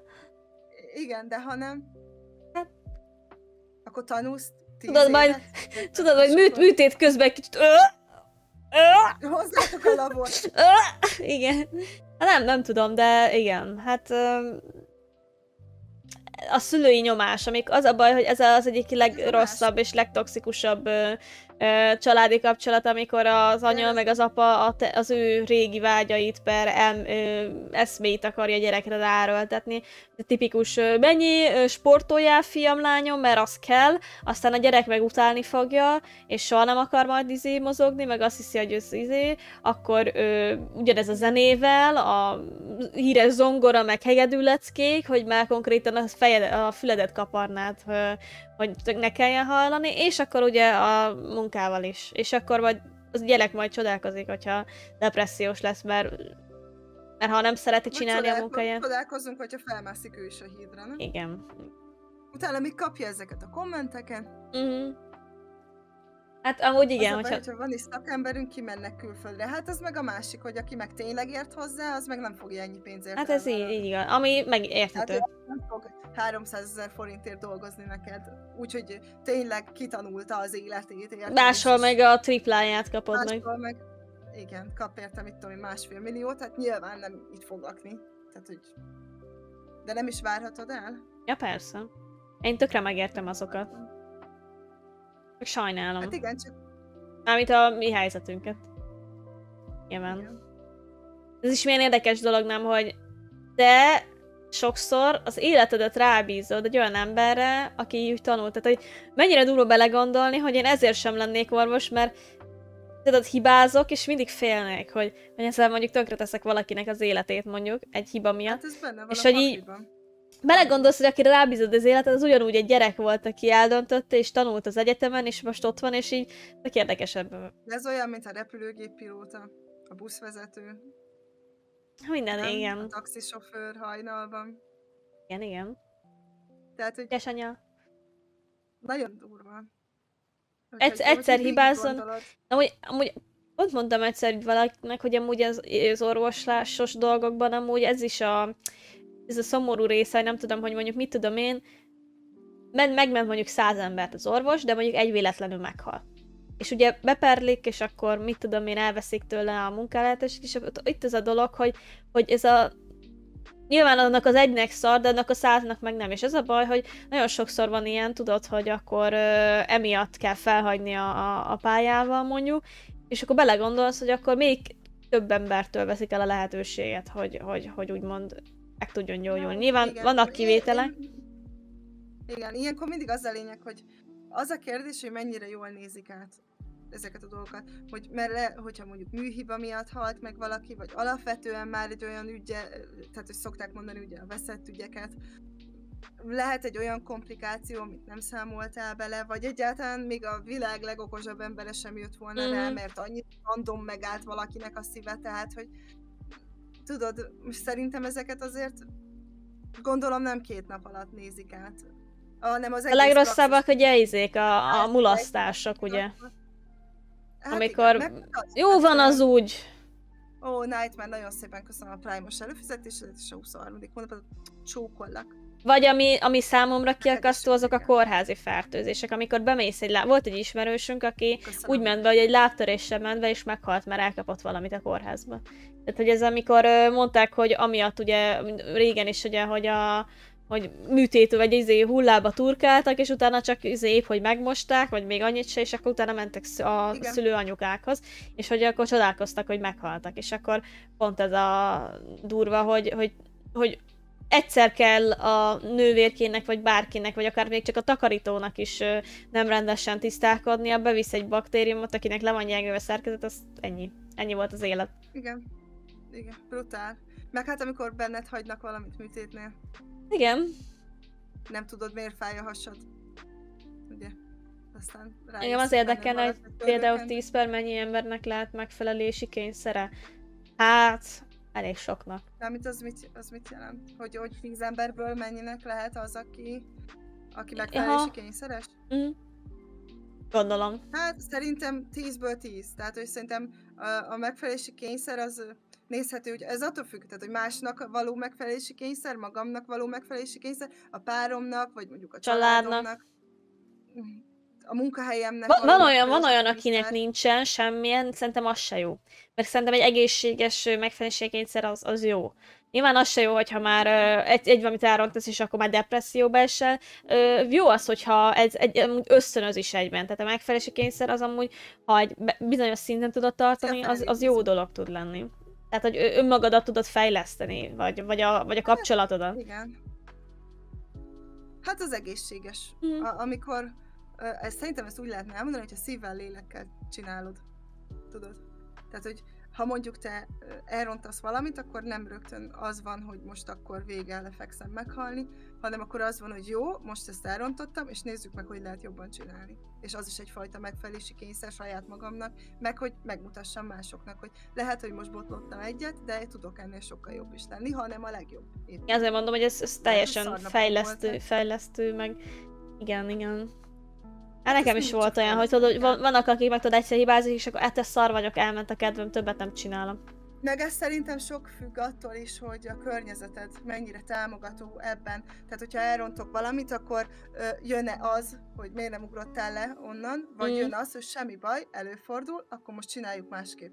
Hát és ez akkor jövök, és gyerekkorban is meghatározó, hogy a szülőiben, hogy mondjuk mit tudom én, ugye tipikusan az a legjobb példa, tudod, hogy a dolgozatnál, hogy amikor mondjuk egy jó dolgozatot írsz, akkor azt mondják, hogy ez az alap, akkor így jó, ügyes vagy, de hogyha egyszer rosszat írsz, akkor na de bezzeg akkor meg, hogy tudod, a viszonyításában meg az sem mindegy, hogy a szülő, hogy a rosszabbhoz mér téged, vagy a jobbhoz mér. Mert mindig tudod, ez volt, hogy de bezzeg a Pistike 5-öst írt, te miért csak 4-es, de hogy a Lacika meg csak 2-est írt, és nála jobb volt, nem érdekel a Lacika.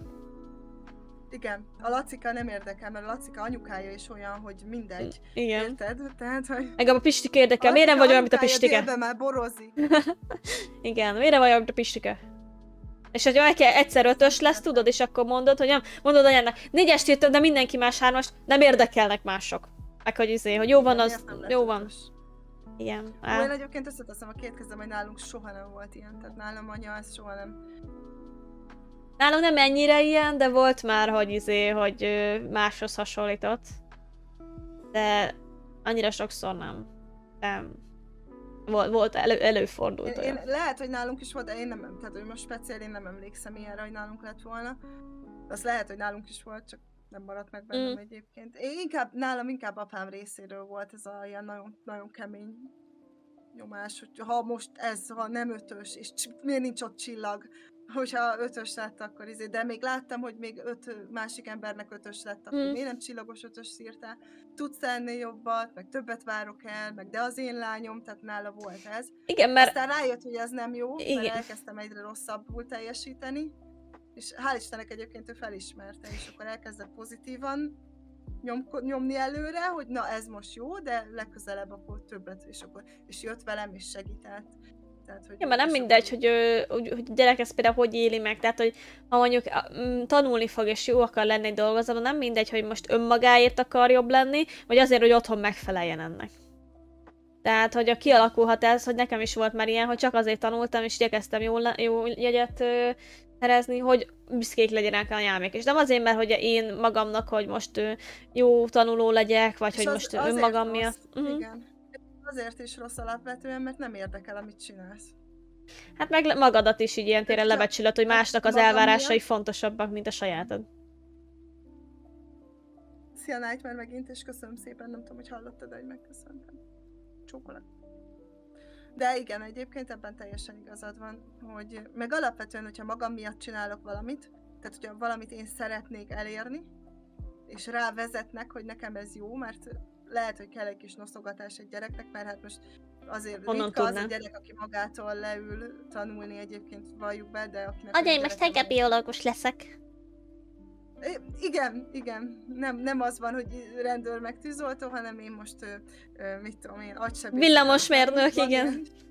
De amúgy azt is belegondoltam, hogy amúgy, vagy csak így magamból kiindulva, hogy amúgy egy csomó olyan abban a korban, amikor úgymond így el kellene dönteni, hogy mi szeretnél így tovább tanulni, hogy amúgy nem volt annyi lehetőség. Mármint úgy értve, hogy nem mutatták meg, hogy ennyi minden van. Tehát, hogy... Szerintem nem tudtál róla. Igen, hogy azt mondom, hogy így voltak ugye az alapszakmák, és hogy például a mai nap, hogy mit tudom, én nézegettem az álláskereséseket, olyan szakmák, meg olyan munkapozíciók vannak, hogy ezt életemben nem hallottam róla. És mennyire durva, hogy amúgy lehet, hogy talán, hogy mondjuk mit tudom én, valaki szereti igen mondjuk a biológiát, az embereket, és mondjuk az orvos meg a boncmérnök kívül egy csomó más olyan dolog van, ami ezzel foglalkozik. De nem tudsz róla, mert nem kapod meg a megfelelő tudást. Tehát, hogy az sokkal fontosabb lenne, hogy eldöntöd, hogy akkor melyik irányba, hogy akkor humános vagy reálos, és akkor... Nekem, azt hiszem, én még régen olvastam, hogy javítsatok, ilyen nem így van, hogy Amerikában van ilyen, hogy munkanap, vagy tehát, hogy bejöttek a szülők. Betömörítik a szülőket, és meg alapból olyan munkákat ki lehet próbálni, meg amiket nem, és tényleg több száz munkáról beszélgetünk, és akkor ugye, vagy lehet, hogy egy hétig... Bemegy az anyuka, és te mit csinál? Hát OnlyFans, ja.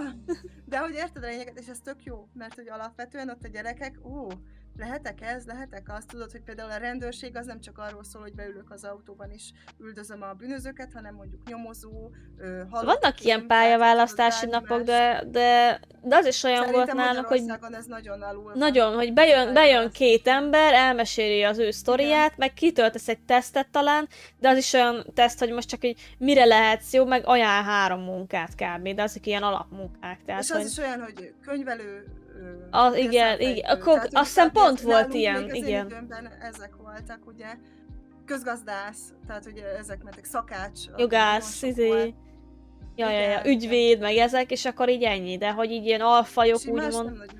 Igen. Ja, free. Meg hogy egyébként 8-10 évesen tudtad, hogy mit fogsz csinálni, nehezen tudod eldönteni, hogy mi lesz hasznos és mi nem. Meg hogy egyáltalán mihez van érzéked. Hát igen, tehát hogy például igen, tehát hogy azért lenne jobb, hogyha mondjuk lenne olyan jó képzett és sok tanárunk, aki mondjuk lenne az is egy feladat, hogy nézni a gyereket, hogy mi az, amiben ő esetleg így írni, tehát, hogy mit tudom én, 1 hónapig megfigyeli ezt, azt, és akkor írja magáról dolgokat, és akkor tudna... Igen, tehát nyilván ezt nem tehetjük meg, de hogy mondjuk mit tudom én hiszem, lehet, hogy van ilyen, biztos vagyok benne, hogy van ilyen máshol magániskolákban, hogy figyelik egy gyereket, és akkor utána összeadnak róla egy véleményt, és akkor, hogy a tanár akár az ajánlása alapján, hogy mit tudom én, mi az, ami, hogy mondjuk lehet, hogy a gyerek gyerek mondjuk okos, de mondjuk a kommunikációs és a szociális készség az így a nulla, tehát akkor nyilván nem egy olyan munkát fog kapni, amiben mondjuk emberekkel kell foglalkozni. És amúgy ezek így nem feltétlenül jönnek így mindig ki, hogy most oké, ezt szeretnék lenni, de ebben meg nem vagyok jó még. Szia, Suzi, ha tudod volna róla, akkor patológus lett volna. Az biztos.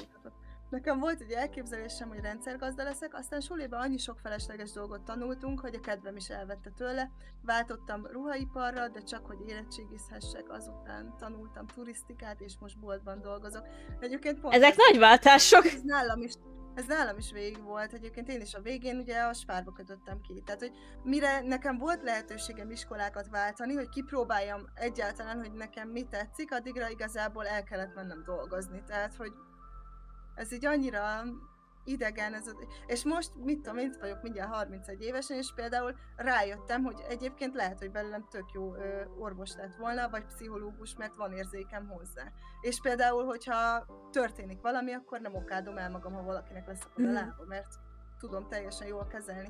De nyilván 30 évesen nem fogok 11-12 évet tanulni már, hogy sebész orvos lehessen belőlem, hiszen addigra már remegne a kezem, érted? Tehát, hogy na most érted a lényeget, hogy mit mondok. És igen, nehéz, mert mire rájön az ember, hogy valójában mi az, amit az elméd bír, és a tested, és mi az, ami illik az elképzelésedhez, addigra már öreg vagy. Tehát, hogy szó szerint igazából úgymond a tanuláshoz kiöregettél az ilyen szakmákhoz. Hát most nyilván más még le tudnék rakni én is, ami érdekelne, meg lehet, hogy fogok is. Hát elmehetnél orvosnak, csak az a baj, hogy az annyi idő lenne, hogy hát már nem tudná más csinálni. Így van. De szerintem meg nem olyan orvosnak mennék, tehát hogy... Meg már ugye azt kell nézned, és amúgy ez a másik legszomorúbb dolog amúgy, hogy pont múltkor erről beszélgettem valakivel, hogy nem azt kell nézned már lassan, hogy te miben éreznéd jól magad, hanem mi az, amit meg tudsz élni. Ez most ott van az például tanár, hogy nagyon szeret valaki tanár, csak hogy már úgy kell számolni, hogy aki ma tanár akar lenni, az nem fog megélni belőle. De nagyon sok munkával így van, és ez a szomorú, hogy már az alapján választasz, hogy amúgy mi az, ami kinda közel van, meg tudok élni belőle, és ha nem utálod, akkor az már jó. Igen, és tudod, hogy a tetkósom, mert hogy ő tanár egyébként. Rajztanár volt? Rajz és angol tanár egyébként, így ezt a kettőt szakot tanítja, és tök durva, mert képzeld el, hogy kérdeztem, hogy hát hogy jött akkor a tetoválás, és mondja, hogy hát pénz. És akkor mondja, hogy amikor beadta ő a főnökének, hogy elmegy tetoválni másodállásban, mert muszáj elmennie, tehát nem most jött el az a pont, hogy neki kell valamit csináljon. Ő mindig is tetovált, tehát hogy ő neki már nyilván volt rutinja, csak úgy abban maradt ez a dolog, és akkor mindegy. És mondja a tanár, vagyis hát ugye a főnöke neki, hogy hát mi a francnak mész el tetoválónak, hát csak a csövesek tetováltatnak. És akkor nézett rá a tetoválom, hogy tudod te mennyibe kerül egy tetoválás? Tehát tudod te, hogy mennyit fizetnek egy tetoválásra? És elmondta, és mondta neki az akkor ugye az igazgató, hogy az meg ő ezt nem gondolta volna. És szó szerint ő magából a tetoválásból él meg, de közben azért tanít, mert azt szereti, az a szakmája. Igen. De nagyon sok ilyen van, hogy amúgy így nem gondolnád, hogy amúgy mennyi pénz van benne, meg hogy igen, meg az a jó, hogy a tetkó, hogy ez egy ilyen idézőjelben így nagyon sok ember akar, tehát hogy nagyon sok embert érsz el vele, meg főleg, hogyha meg szép is a munkád, meg jó is a munkád, akkor még többen, persze. És azért így igen, hogy egy ilyen egyórás melóra elkérnek ilyen 50 000, 60 000 is akár. Tehát, hogy nekem is 40-50 ezer volt az egy óra alatt a tetkom, szóval azért nem rossz órabér az a 50 000 forintos órabér, ha úgy vesszük. Amikor egy ilyen teljes kartetkót csinált fél millióért, vagy 1 millióért, az nem rossz. Meg tök jó, mert te tudod, amúgy ez menő, hogy én, ha tudnék tetoválni, akkor én is simán nyomatnám. Szia, Lady, neked is szép napot! Most ugyanígy vagyok a fotózással is amúgy, hogy most szeretnék elkezdeni, ugye elvileg a héten talán már meg tudom venni a gépet, és pont ugyanez, hogy szerintem van érzékem hozzá, már csak a gyakorlat meg a még egy kis technikai tudás hiányzik, és ugyanez, hogy... Jó, de azt meg útközben megszerzem. Ja, persze, tehát most azért is vagyok, azért is mondtam, hogy fotóználak téged is, meg egy más streamert is, vagy bármit, hogy mindenben most úgy van, hogy hölgyeket, fiúkat, párokat, esküvőt, mindent, hogy legyen tapasztalatom, meg referenciám, aztán utána azt hiszem, mit szeretsz? Tehát, hogy miben találod meg magad. Mert lehet, hogy aztán meg elviszem a kutyáimat, lefotózod, és azt mondod, hogy hú, az meg ez nekem megy. Tehát, hogy így elkapni kutyát még senkinek. Most csak mondtam valamit, érted?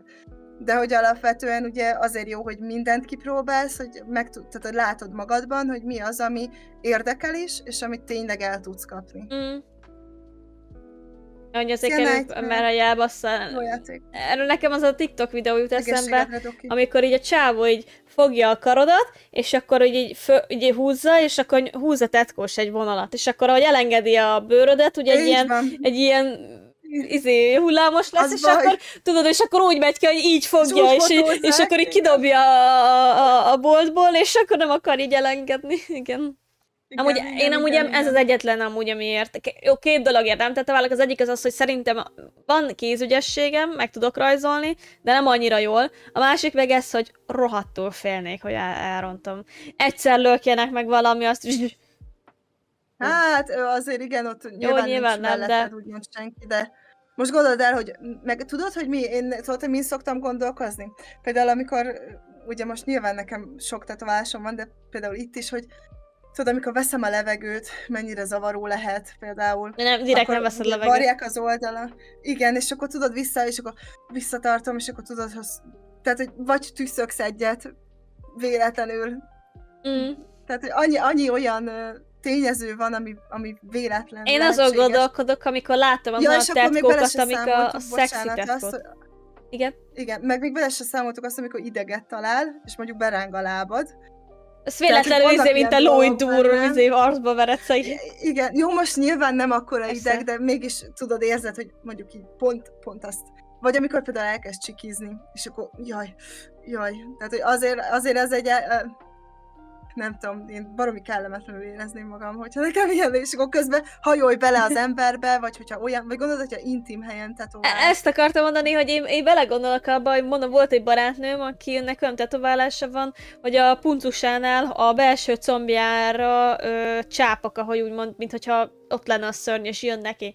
És most így belegondolok, hogy ilyen széttárt lábakkal ül a tetoválója előtt, és így belegondolok, hogy... Jó, lehet, de akkor is, hogy... De igen. Én nem tudom, nagyon nekem, ha tetkós, de nekem elég kellemetlen lenne, hogy mit tudom én, valakinek a seglyukára tetováltatok, vagy nem tudom. Jó, de ezt egyébként eldöntöd, hogy elvállalod-e. Ja, persze.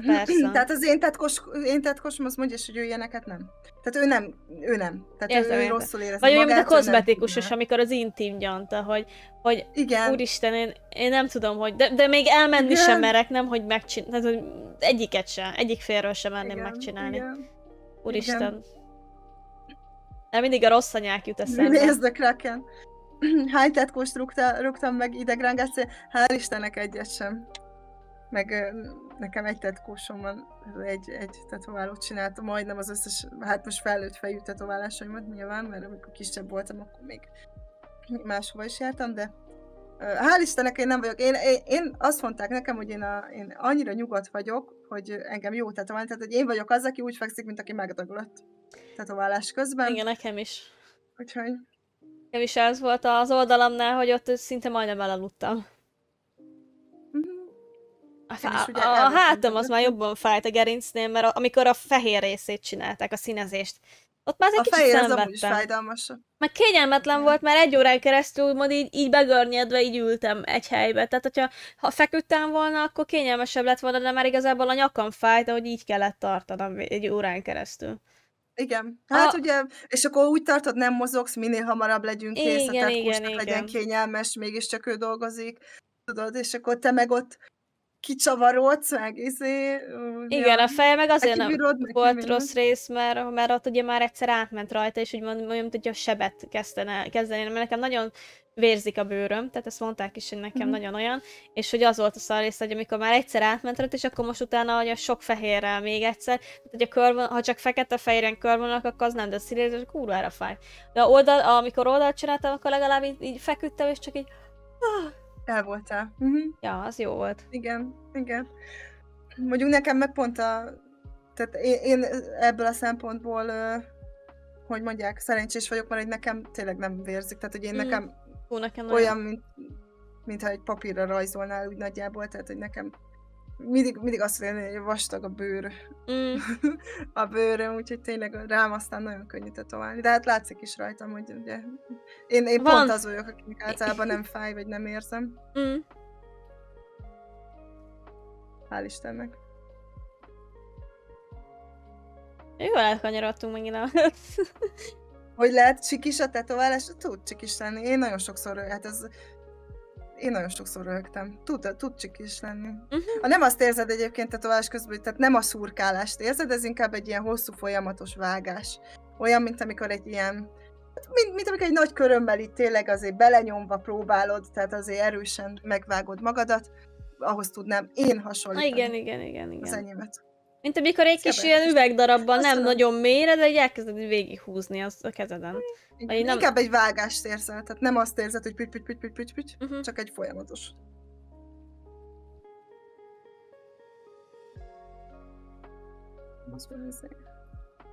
Na igen, egyébként jól elkanyarodtunk a tetováláshoz a bullying témában közben. De még van időnk még beszélgetni róla, egy ilyen 20 percünk, szóval visszatérhetünk rá.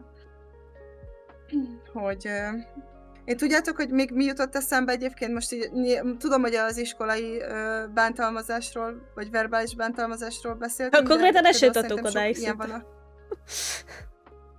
Ja, lehet. Amúgy nem beszéltünk arról szinte, csak annyi, hogy...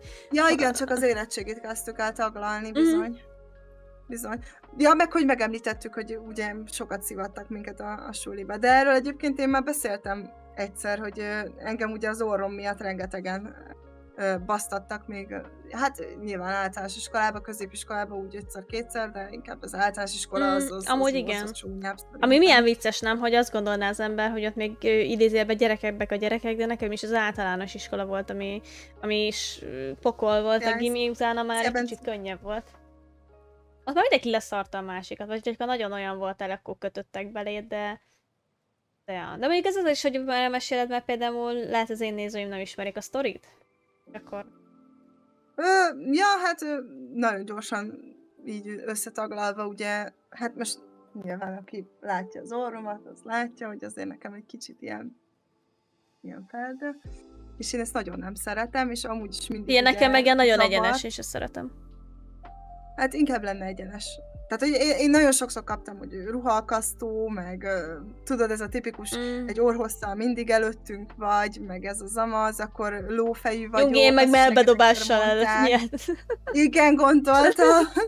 Ugye például volt, hogy ugye... Nekünk kellene versenyezni, te én csöcsöm vagy a te orrod. Melyik jön be előbb az ajtón? Hát neked a melled, nekem az orrom. Célfotó, tudod. Mondani. Meg hogy orbitot rágok el, tehát hogy tudod, ezek igen, és amúgy vicces, tehát hogy valóban, de gonoszak a gyerekek. És ugye sokszor volt például, hogy kockacukorral megdobáltak az emeletről, mert hogy a lovak szeretik a kockacukrot, tehát hogy ilyeneket így csináltak. És akkor ehhez még ugye hozzáteszem, hogy én ugye beteg voltam kiskoromban, nekem volt ugye most már nincs egy daganat az arcomon, ami miatt ugye elég pufi volt a fejem. Ugye az is hozzátett ehhez az egészhez, hogy nézek ki, meg ilyenek.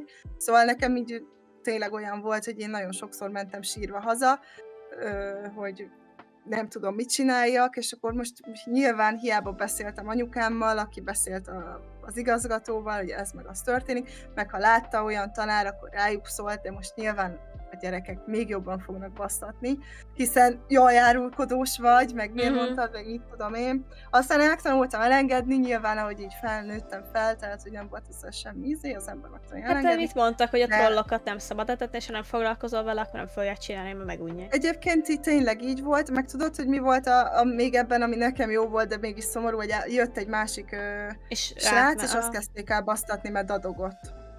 És akkor nem dadogott, képzeljétek el, amikor énekelt, és akkor tudott így folyamatosan beszélni. Nagyon sok ilyen van.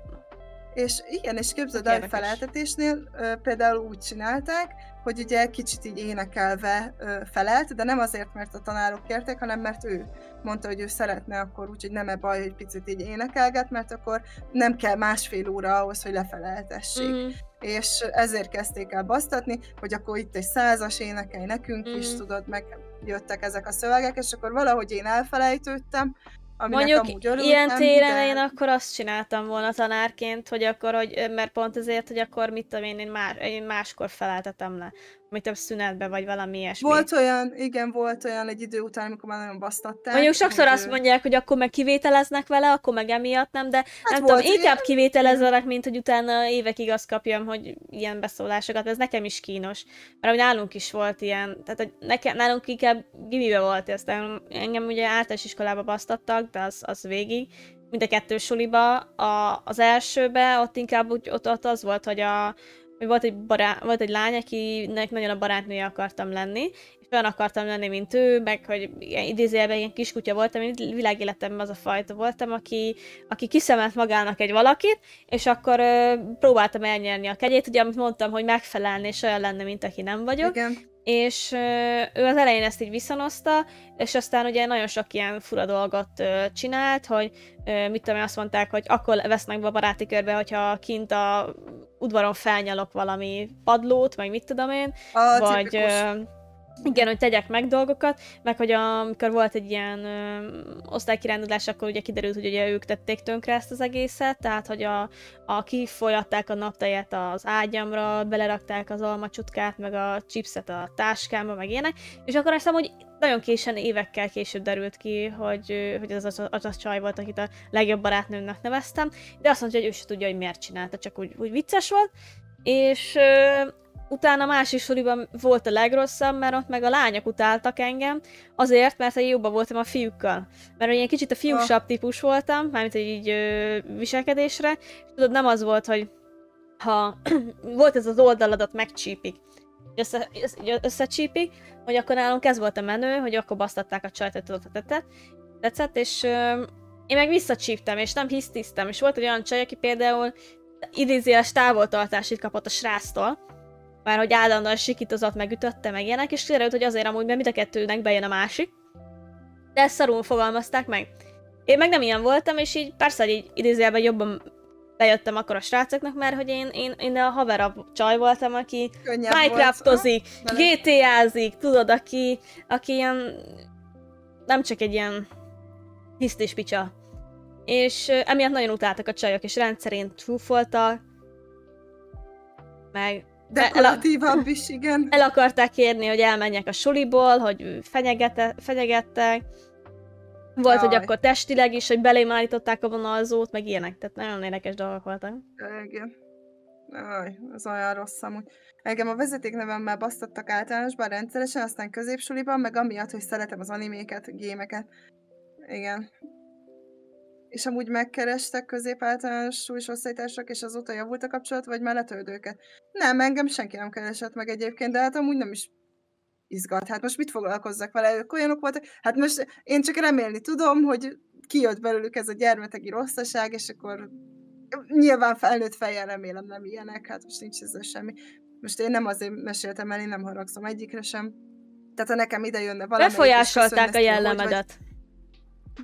Igen, tehát hogy én elbeszélgetnék velük, sőt, még fel se hoznám, tehát hogy bennem így nem maradt meg igazából semmi sérelem. Ez is az utam része volt, hát most valami oka biztos ő volt, most ez van. Súly egy jó pasi. Hát figyelj, mondtam, ezzel basztatnak, hogy pali vagyok amúgy. Jaj, dehogy is. Ó, én pufi, alacsony szemüveges gombahajú kis srác voltam, szerintetek? Csak egy célkereszt hiányzott a hátamról. Ó, hát jaj, nálunk volt egy ilyen, én emlékszem. Általánosban, az így végig velünk járt, azt hiszem.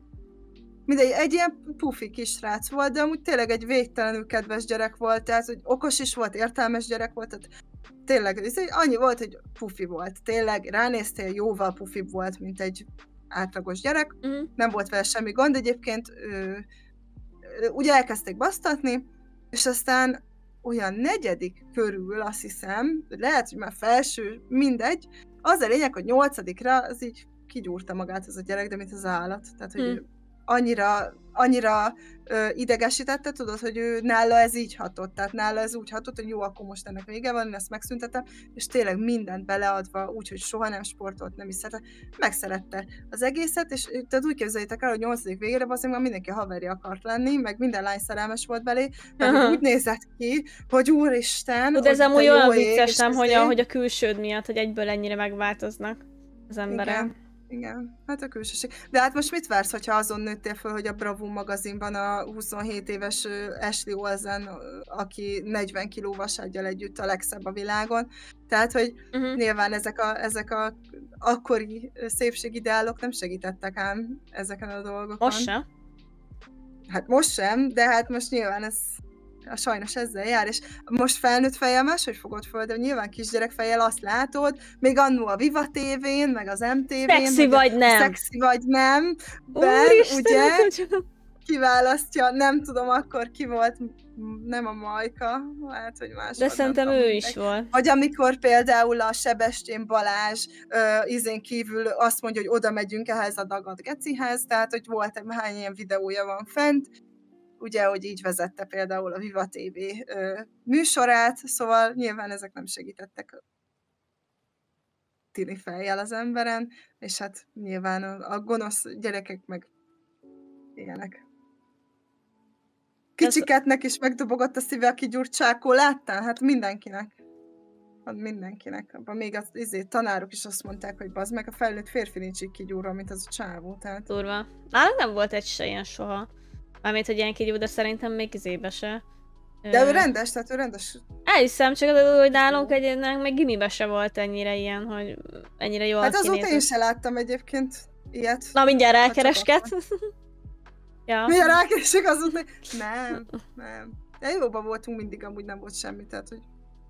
Ez a bullingosak tartsunk össze, akiket bulisztak, ugye? Ja, de nem úgy voltunk, tehát nem beszélgettünk tehát egymással, csak normálisan, tehát hogy szia, hogy vagy, jó vagyok, milyen volt a hétvégét, kb. Így ennyi volt.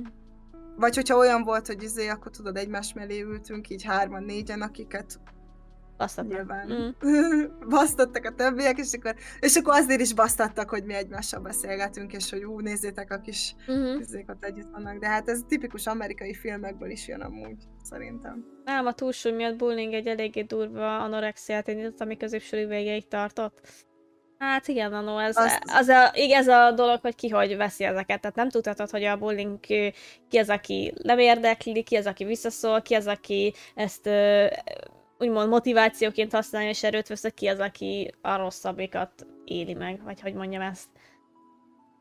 Szóval, hát most alapvetően szerintem, hogyha valaki túlsúlyos és megszólod, alapvetően biztos, hogy nem veszi jó néven. Nem azért, mert érted, hogyha valaki tényleg úgy túlsúlyos, tehát nem azt mondom, hogy most van rajta pár kiló, hanem tényleg túlsúlyos, akkor belenéz a tükörbe, látja, és gondolom ő is próbál ezen változtatni, vagy bármi. Akit zavar, szerintem az megpróbál rajta változtatni. Ezt mindenképpen. Most nyilván ide nem számolom bele a betegségeket, amiktől nehéz megszabadulni. Tehát, hogy most nyilván nem ezekről a dolgokról beszélünk, hanem most arról, hogy sokat ettél. Akiket ismertem túlsúlyosokat, mindig nekik volt a legtöbb önbizalmuk amúgy. Nálunk például volt egy csajszi volt, aki... hogy mennyire érdekes, nálunk 2 csajszi volt az osztályban, akik túlsúlyosak voltak. Az egyik az konkrétan olyan volt, hogy őt mondjuk az a baj, hogy őt mindenért lehetett basztatni, mert ő volt a tipikus, úgymond a buliszatoknak az aranyágya konkrétan, mert hogy szegénykém hülye is volt. Tehát, hogy nem volt okos, nagyon nem. Tehát, hogy amikor általános iskolában már a bukás szélén vagy minden tantárgyból, tehát nagyon buta volt szegénykém, nem szólt semmit, nem is volt szép, kövér is volt, és büdös is volt, és a ruhái is olyanok voltak. Szóval konkrétan mindenért be volt neki szólva.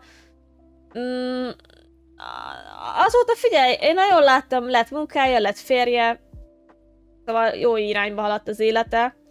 Csak én mondjuk, igen, és az volt a baj, hogy tudod, hogyha meg felszólaltál, akkor meg téged basztattak. Mondjuk akkor azt nekem már voltak, amikor én szóltam, hogy fejezzétek, mert már rohadtul nem vicces. De igen, nekem, hogy ő volt az egyik, akire én emlékszem, hogy nagyon volt, aztán utána meg gimibe volt egy srác, aki, hát ő is egy érdekes dolog volt, hogy ő meg az volt, hogy azt szerintem volt valami betegsége, mert neki az volt, hogy nem tudott beszélni az emberekkel, meg ilyen szociális dolgai voltak, hogy ő nem mert bemenni egy osztályterembe, ami nem a miénk volt. Tehát, lehet, hogy szocfób volt. Igen, tehát, hogy annyira, hogy... rettegett az ismeretlentől. Igen, tehát, hogy annyira olyan volt, hogy ha be kellett menni a táskájáért, akkor sírva ment be, vagy valakire ki kellett hozni a teremből. felelni nem mert, inkább ezért, és az a baj, hogy neki azt hiszem, ha jól emlékszem, pap meg lelkész, vagy nem tudom már milyen szülei voltak, szóval eléggé fogva volt, nem mehetett sehova soha. A ruházata is olyan volt, és egyszer volt, hogy ugye nagyon sokáig basztatták, és egyszer állt föl, tudod, és asztalt borított, és próbált megverekedni, mert azt mondták, hogy akkor megveri, ez biztos jó. De hát ebből az lesz, hogy jó szarrá is verték a gyereket, és még egy igazgatót is kapott. Igen, szóval, igen, hogy így... ezt hogy, pont a végére emlékszem. hogy Vagy akkor említetted így, igen, szóval így van ez a fajta is, hogy... Mennyire intelligens ez az atomra gyúrt csáva? Hát nem tudom, hát most az sem biztos, hogy atomra van már gyúrva, hát most azóta bármi történt vele. Hát most akkor amúgy teljesen normális volt. Tehát ő végig normális volt. Tehát ő nem volt az, hogy mondjuk ugyanolyanná vált volna, mint azok, akik szivatták. Tehát, hogy ő még általános iskola végére is teljesen normálisan kezelte az embereket, a helyzetét. Nem volt vele semmi gond. Hát most azóta még fogalmam sincs. Nekem középsuliban volt az egyik legjobb haverom, az osztály legkigyújtabb srác, de iszonyat szerény volt ahhoz képest, hogy bármelyik csajt felszedhette volna. De ezzel nincs probléma. Ilyet én is ismertem. Nem csak pár plusz kiló volt, de az elég volt már. Ja, hát az a baj, hogy ha valaki, tehát nem kötelez, vagy nem szükséges nyomós indoknak lennie, úgymond a bullyinghoz, mert egyszerűen ez csak így alakul ki, azok a személyiségek, hogy bármi miatt belét fognak kötni. Papus. Egyébként nincs olyan ember, akiben nem lehetne belekötni. Persze, tehát a legtökéletesebb emberbe is. Igen, és emlékszel, hogy pont erről beszélgettünk a múltkor, hogy aki nem ismer téged, az viszont a külsődbe fog belekötni. Mert bele lehet, ha más nem, akkor abba, hogy szemüveges vagy, piros a hajad, így sminkeled magad, vagy neked például, hogy a melled az biztos nem igazi, tehát, hogy mindig mindenkibe bele lehet kötni, ezt sose felejtjétek el, csak ne vegyétek magatokra. Pláne ne egy ismeretlentől.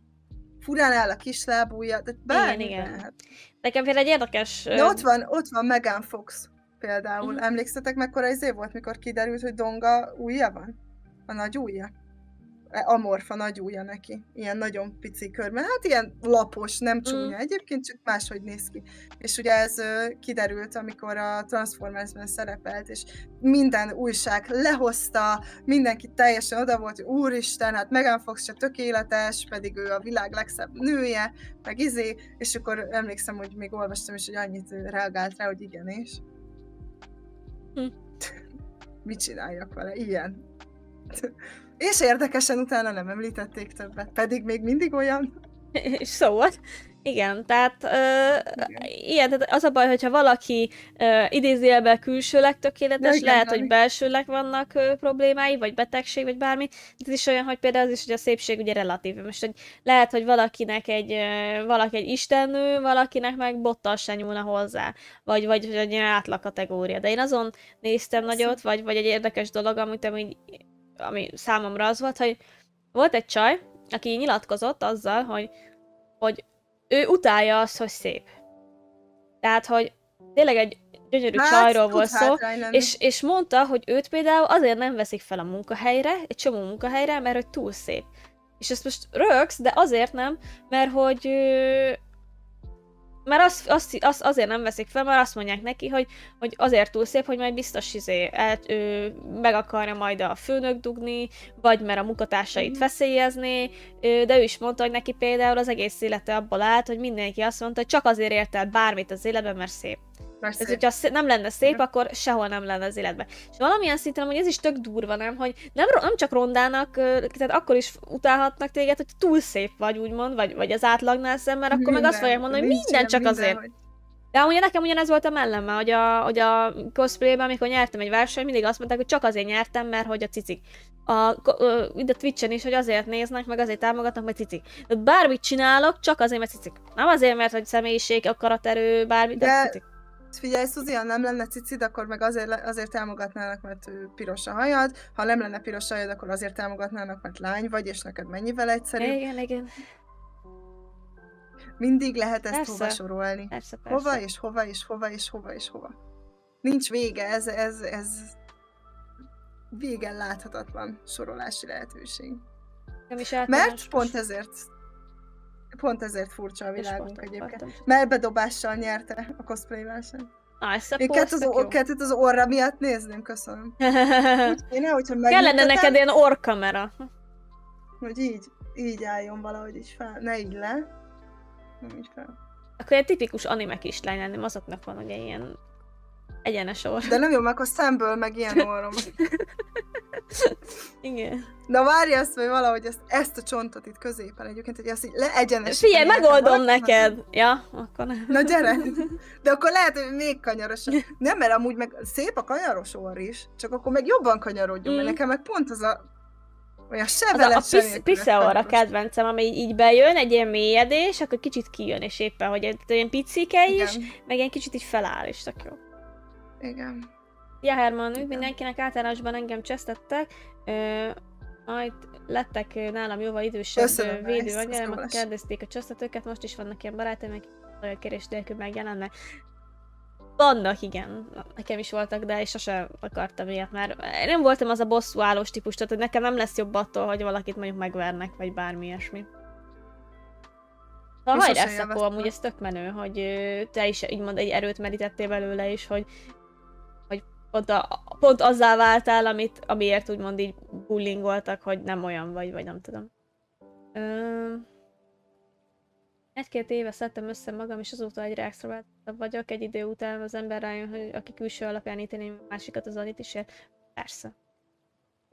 Igen, pont erről beszéltünk az elején, hogy egyébként ahogy idősödsz, úgy jössz rá, hogy igazából nem mindenkinek kell megfelelni, és ami fontos, hogy nem mindenki szavára kell adni. Mert az, hogy én kinek a szavára adok, azt én döntöm el. Tehát ki annyira fontos az életemben, hogy hallgatok rá, és hogyha valami nem jó, változtatok rajta. Ilyekoza. Igen, férfi logger cici, egyelő mindent megkapsz. Szuzi csak létezik, random csávó. Cicik. Igen. Jaj, de amúgy ez olyan borzalmas. Hát igen, de amúgy azért annyira... Nem az, értem, én is megnézem a melleidet nyilván, mert vannak, és ott vannak. Igen, és sajnos vannak. Tehát, hogy nincs ezzel semmi. Csak érted, tehát ne az tegye már ki a rólad alkotott képemet, hogy a te személyiséged az, hogy cicik. Érted? Van, akinek csak eddig jut el. Ez tud csak zavarni, úgymond. Hidd el, hogy... én már megtettem volna, hogy megbüntetem, csak egyrészt megláttam az árát, másrészt pedig utána olvastam a kommenteket, és mondták, hogy nagyon látszik. Mert konkrétan nem tudom, hogy tudjátok-e, hogy csinálják, de úgy, hogy konkrétan körbevágják a bimbódat, leszedik a bimbódat, fölhúzzák, aztán a bimbódat visszavarják. Meg így adják a bimbómat. Igen, nem akarom. Amúgy durva a melkisebbítő műtét. Nem akarom, igen. Félek. Nagyon durva. Néztem én is, hogy csinálják, nem mintha nekem szükségem, csak kíváncsi voltam, mert ugye a mellnagyobbítást is megnéztem, meg ugye, hogy visszafele, hogy működik. De hát mellnagyobbítani sokkal egyszerűbb, mint kisebbítani, az biztos. Mondjuk az talán veszélyesebb, mert például tesómnak az ex-barátnőn neki begyulladt. És begyulladt neki, és nagyon fájt neki, és beteg is lett tőle, és ugye a cserélgetés meg ezek. Szóval egyik se jó, szerintem. Meg amúgy is azt hiszem 10 vagy hány igen, cserélte. Az egészet cserélte. Azért ugye később már jobban látszanak a hegek is azért újra felvágni. Állítólag az egészségügyi mellműtét kisebbítés ingyenes, ha már káros lehet az egészségre, hát derék. Ez igaz, attól függ, hogy ők megadják-e, de plusz azért most állami van, már főleg nem mennék elmenni. Hát most még mindig Magyarországról beszélünk. Külföldön lehet, de nem. Hát mi is elutazunk Törökországba. Én nagyobbítatok, te kisebbítetsz. Ott sőt adok az enyémből, mit szólsz? Jó, elhúzod az implantátumot. Ennyi. Nekem életem alatt több zűrösebb közösségekkel is, közösségi iskolához volt szerencsém. Emlékszem, általánosban volt egy osztálytársunk, aki hajlamos volt kiakadásra piszkáláskor. Gondolhatjátok, más nem kellett a frontnak. Itt olyanokat kellett elképzelni, hogy padról fejberúgás, lidára verték tockosokkal, körzsöt szúrtak bele, ez persze kellett hát a passzivitás az igaz. Hát az a baj, sokszor a tanárok amúgy, mert mivel én is ugye tanár lánya vagyok, vagy hogy mondjam, sokszor több dolog miatt is nem mernek amúgy beleavatkozni, főleg az ilyen helyzetekben, mert nyilván jobb, ha beleavatkoznak, csak megértem azokat a tanárokat, akik azért nem mernek, mert a gyerek neki megy, ő is. Tehát, hogy most is volt egy, amikor hogy a tanárt elkezdte szurkálni késsel, tehát félelemből is. Plusz azért, mert utána a szülő. Volt olyan, hogy a tanár, vagy bocsánat, a szülő késsel ment be megfenyegetni a tanárt, hogy mert hozzászólni a gyerekéhez kb. Egyrészt már félelemből is, csak az a baj, hogy pont ez a szomorú, hogy a gyerekben már semmilyen ilyen félelemérzet és úgymond ilyen semmi félelem, tényleg, hogy utána következmény, hogy lesznek, meg bármi, hanem kb. Tényleg bármit meg tud tenni. Igen. Szóval. És akkor kérdezik, hogy miért, mert ugye hozták be ezt az iskolaőrös dolgot, hogy miért kell. Na ezért. Mert most is az volt ez a sztori friss, hogy... Nálunk középiskolában is volt egyébként. Nálunk nem volt, őr, de hát itt csak portás. Bár mondjuk nekem a középiskolában azután lett, miután az egyik gyerek megölte a másikat. Na most is ezt mondom, hogy de volt ez a halállistát készített a kis csaj, hogy megölte az osztálytársat, mert hogy szakálta, tehát hogy... Igen. Hát nálunk csak úgy volt, hogy agyonverték 2 vagy 3, mert a srác az boxoló volt, nagyon jó boxoló egyébként, és nem mert visszaütni, mert hogy kizárhatják olyankor, tudod, igen, fel tudja használni azt, amit tanul, és nem mert visszaütni, és úgy agyonverték, hogy hazament, az belső vérzésben meghalt, reggel már nem kelt fel. És utána meg egy hétre rá már őrökkel, tehát ott már tele volt a suli, és amíg végig jártam, hogy ott volt, nem tudom, hogy azóta változott ez. Szappan, köszi. Én hát is köszönöm mindenkinek a követést. Felnőttként visszagondolva, amikor elvitték pár hétre a szülei, akkor az ideigazszámolás lehetett ma nagy karakterfejlődéset tudott keresztül menni, és szociális munkásra persze láthatóak mai napig a hatásai. Érthető persze, tehát, hogy sajnos, vagy nem. De nagyon sokat befolyásol nem csak a családi, hanem az iskolai környezet. Tehát nekem is például ilyen téren befolyásol, hogy pont ezért, hogy mivel én azoknak a lányoknak akartam megfelelni, akik tetszett, hogy barátilag, hogy akartam, nekem is nagyon ilyen a megfelelési kényszerem, hogy már mások fele, hogy mindenkinek szeretnék. Mindig csak ha van 100 jó, de egy rossz, akkor az egy rossz fog sajnos foglalkoztatni. Meg nagyon volt egy idő, amikor nagyon betegesen próbáltam barátokat szerezni, mert nekem nem nagyon voltak. És úgy éreztem, hogy csak akkor lehetek boldog, hogyha van más barát. Ez olyan, mint amikor valaki kapcsolatfüggő. Igen. Nem úgy. Na jó van, közben nekem mennem kell, mert 11 óra. És most sajnos ilyen hamar kell mennem, még van dolgom. Nem baj. Amit intézni kell, úgyhogy sajnálom. No problémó. Én még szerintem icipicit maradok, de nyugodtan menjetek máshoz, hogyha úgy van, mert szerintem is lassan lépek, már megyek el. hogy ide is beköszöntél. Jól van, akkor most nem megyünk senkihez, mert sietek, sajnálom, de majd legközelebb. Jól van, akkor csodálatosan szép napot kívánok. Jövő héten találkozunk, legyen szép hetetek, csókollak benneteket. Sziasztok, eltűnök. Sziasztok!